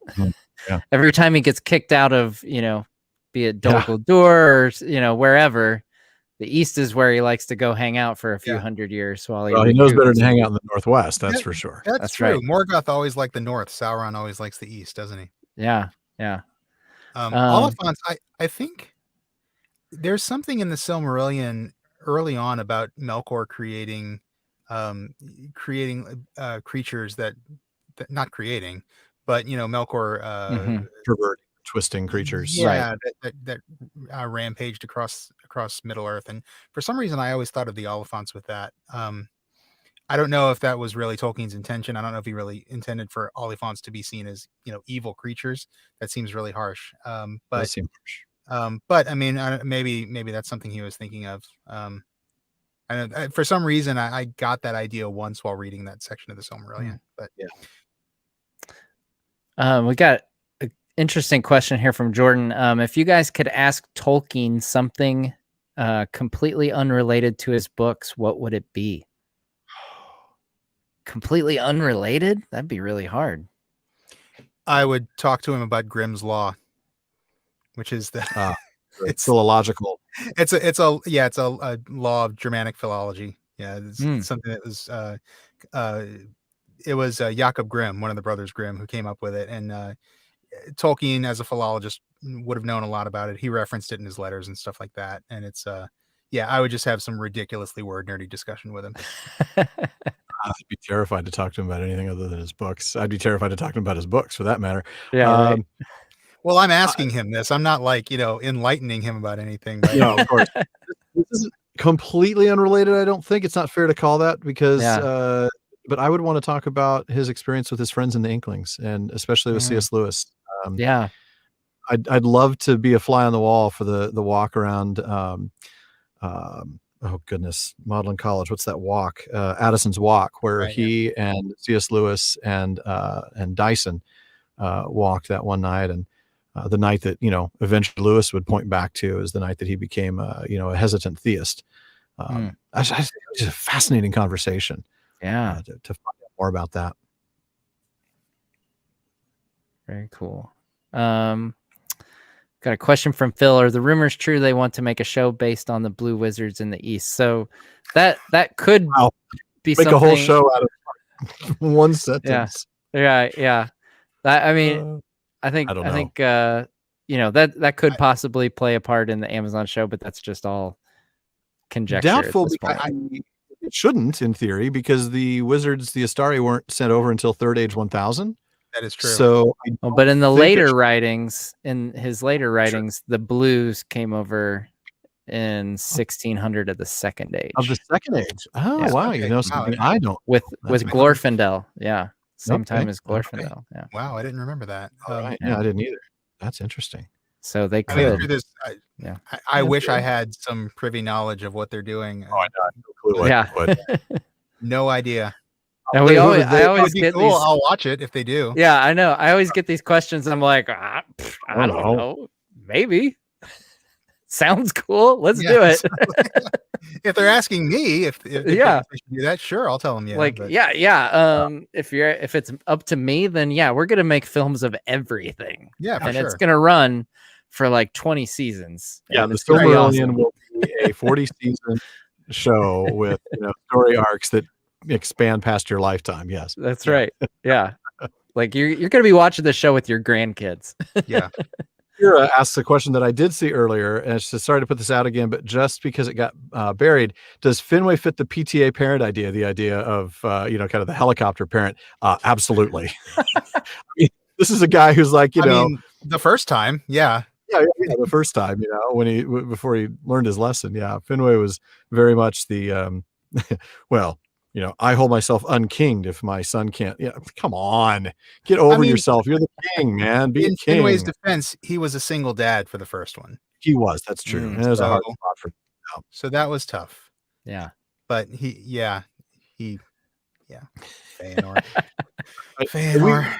We don't stop bashing on Fëanor, but we do, at least for those of you still stuck in the first season. Please forgive my my slight anti-millennial tirades. I was just trying to find things to poke fun at. Little did I know that we'd end up having a pretty sizable audience of millennials. I got no problem with people that are younger than me. I mean, other than the fact that you're younger than me. You hang out with me. Yeah, of course, I'm not much younger than you. No. But anyway, so we do stop beating that particular dead horse, but we never stop beating Fëanor Pinata ever. No. Let's just be. No, we have Fëanor Pinata t-shirts now. So we do. Oh, do you? Yeah. That's awesome. I'm actually wearing one now. Well, there you go. There's a nice plug for some Prancing Pony merch. You guys could get a Fëanor Pinata shirt. Very nice. Pinata, which looked into, but prototyping is expensive. Yeah. All right, we'll do one more question here, and then we'll wrap up. William asks, if you could choose a period or event in the Legendarium for adaptation, what would it be? And bonus, directed by who? Oh goodness. Ooh. Oh man. Michael Bay. No, just kidding. Oh my god. Just kidding.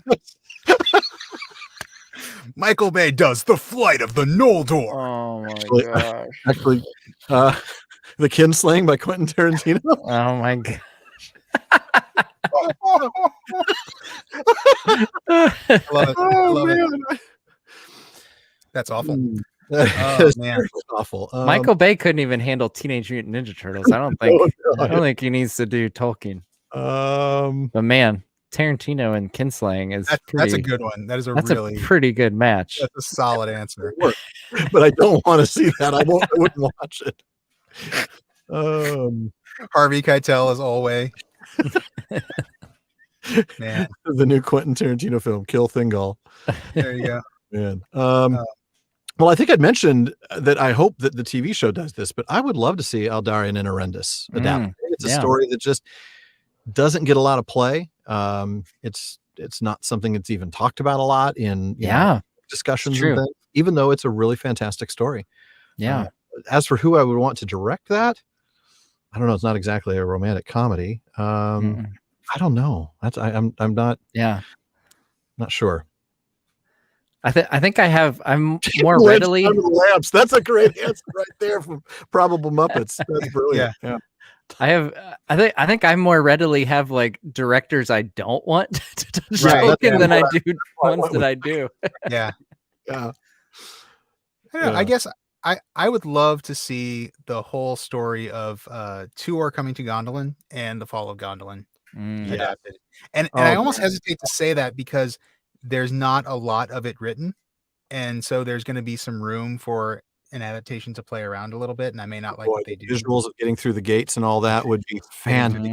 7 Gates of Gondolin would be so amazing to see. And seeing Ulmo and hearing Ulmo, and then okay, you win. I just don't know who yet to direct it. I don't know who would direct it, honestly. Yeah, that's a tough one. I mean, oh gosh, no, his name is escaping me now. He's the director he's directed a couple of science fiction movies. Ex Machina was one of the movies he directed. I can't remember his name. I'm gonna regret this later. Alex Garland. Alex Garland. Thank you, Alan. Thank you. I don't know. He's got a really cool visual style that I wouldn't mind seeing. The 7 Gates of Gondolin done in. That works. That's very cool. Yeah, I can't help but like my snarky answer, I guess, would be The Hobbit by Peter Jackson with a decent pre-production timeline and without studio interference. Yeah, that was version of the film to see. Yeah. I would still love to see the Guillermo del Toro version. And the Guillermo del Toro. That was the two that two that immediately popped to mind. Movie as 1 3-hour movie. Yeah. Clean everything else out. There are edits out there, folks, that are well worth tracking. Yeah. Even though we're not supposed to tell you about those. All right. So I did just get a super chat from Notorious Chill. So we'll do this as the last question. Okay. All right. Not the last question, but the last. Last. Yeah. If you guys could open up your own business in Middle Earth, what would it be, and what would the name of it be called? Oh my goodness. Well, it says Matt can answer too, so we're gonna let you start. Oh, okay. Oh man. Man, if I opened up a pawn shop, people might have brought me a pretty valuable ring pretty quick. Nice. Don't touch it. I'm not sure it would end well, but it probably wouldn't end well. I would flip it. Come around and ask for it. Yeah, I would flip it. You know. Yeah, let's see here. I'm trying to think like what would be that's in interesting. need, you know? Yeah, exactly. Trying to think of like supply and demand, like what the right. Yeah. Where are there enough people to I think I would sell black arrows in Lake Town. That's fair. It's a good one. Yeah. Pre-death of Smaug, of course. Afterwards, souvenirs. Yeah. I think sell them after the death of Smaug because people because you can just scare everybody into thinking that they're going to need one. Like, hey, you're going to need one of these the next time a dragon. There are other dragons around. Yeah. Right. Or get some autographed ones from Bard and be like, here is a collector's item. Yeah. You know, Bard signing black arrows. Yeah. Like get LSR signed, battle-worn merchandise. Yeah. Get a piece of the cloak that Aragorn wore in the battle. I'd probably open a pub. I think it'd be cool to open a pub. A pub's a good one. Maybe a gardening shop in the Shire. Mm. Do sort of bring in some of that Sam working for me. That's Lorien soil. Yeah. Work wonders. That's right. Yeah. It's like Miracle Grow, like times a million. Sure, yeah. You can package that and sell it, man. Yeah. Luke, I would open a business that puts locks of hair in gems, call it 3 Ages of Spite. Woo! Oh man. Luke wins the comments. That's fantastic. Well, I don't think we can top that one. So as we would say on that note. Yeah. Well, Alan, Sean, thank you so much for joining us. This was an absolutely a blast. Just talking Tolkien with you guys for a couple hours, and tell everyone here still in the chat where they can find your podcast and where I guess it's all at the same place.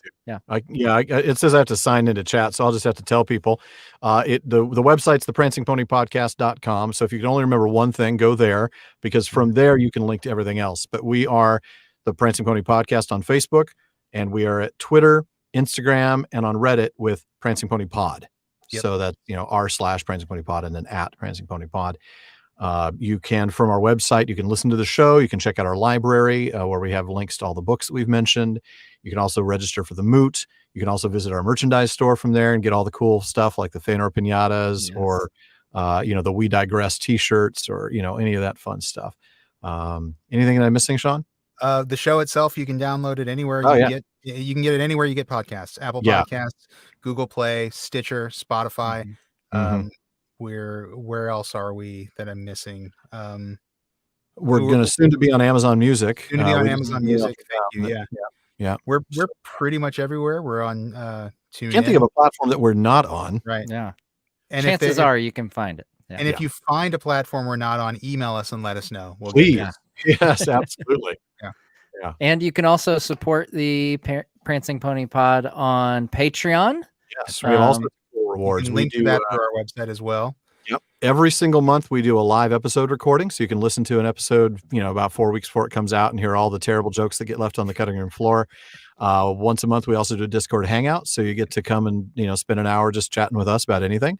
Our next one is scheduled this Saturday at 1 p.m. Central Time. So we, for all of our chapter-based episodes, we do a postscript that's usually about 10 minutes long, kind of diving into a subject that maybe we touched on but wanted to expand. And then once a quarter, we do a special episode only for our patrons.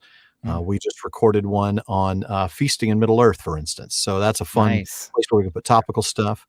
Let's see what else. Well, you could be a guest in Nightfall, guest in our North Wing. Quarterly Q&A special where we invite some of our patrons, just ask anything. Casey made the point. Only platform you're not on is YouTube. Yes, thank you. That's true. That's true. Yeah. Well, that's where they're here right now. That's right. That's why you're watching them. They're on YouTube. Well, guys, it wasn't a good fit for us. I'm sorry, but yeah. Well, I appreciate it so much, guys. This was a lot of fun. We'll have to do it again sometime. And I'm sure I'm looking forward to all the Tolkien-ness that we'll have to talk about over this next year. We've got some books coming out. We've got a TV show coming out. It's an exciting time to be a Tolkien fan, and it really is. Yeah. I appreciate you guys joining me today, and we'll see you guys next time on Nerd of the Rings. Thank you very much. Thanks a lot, Matt.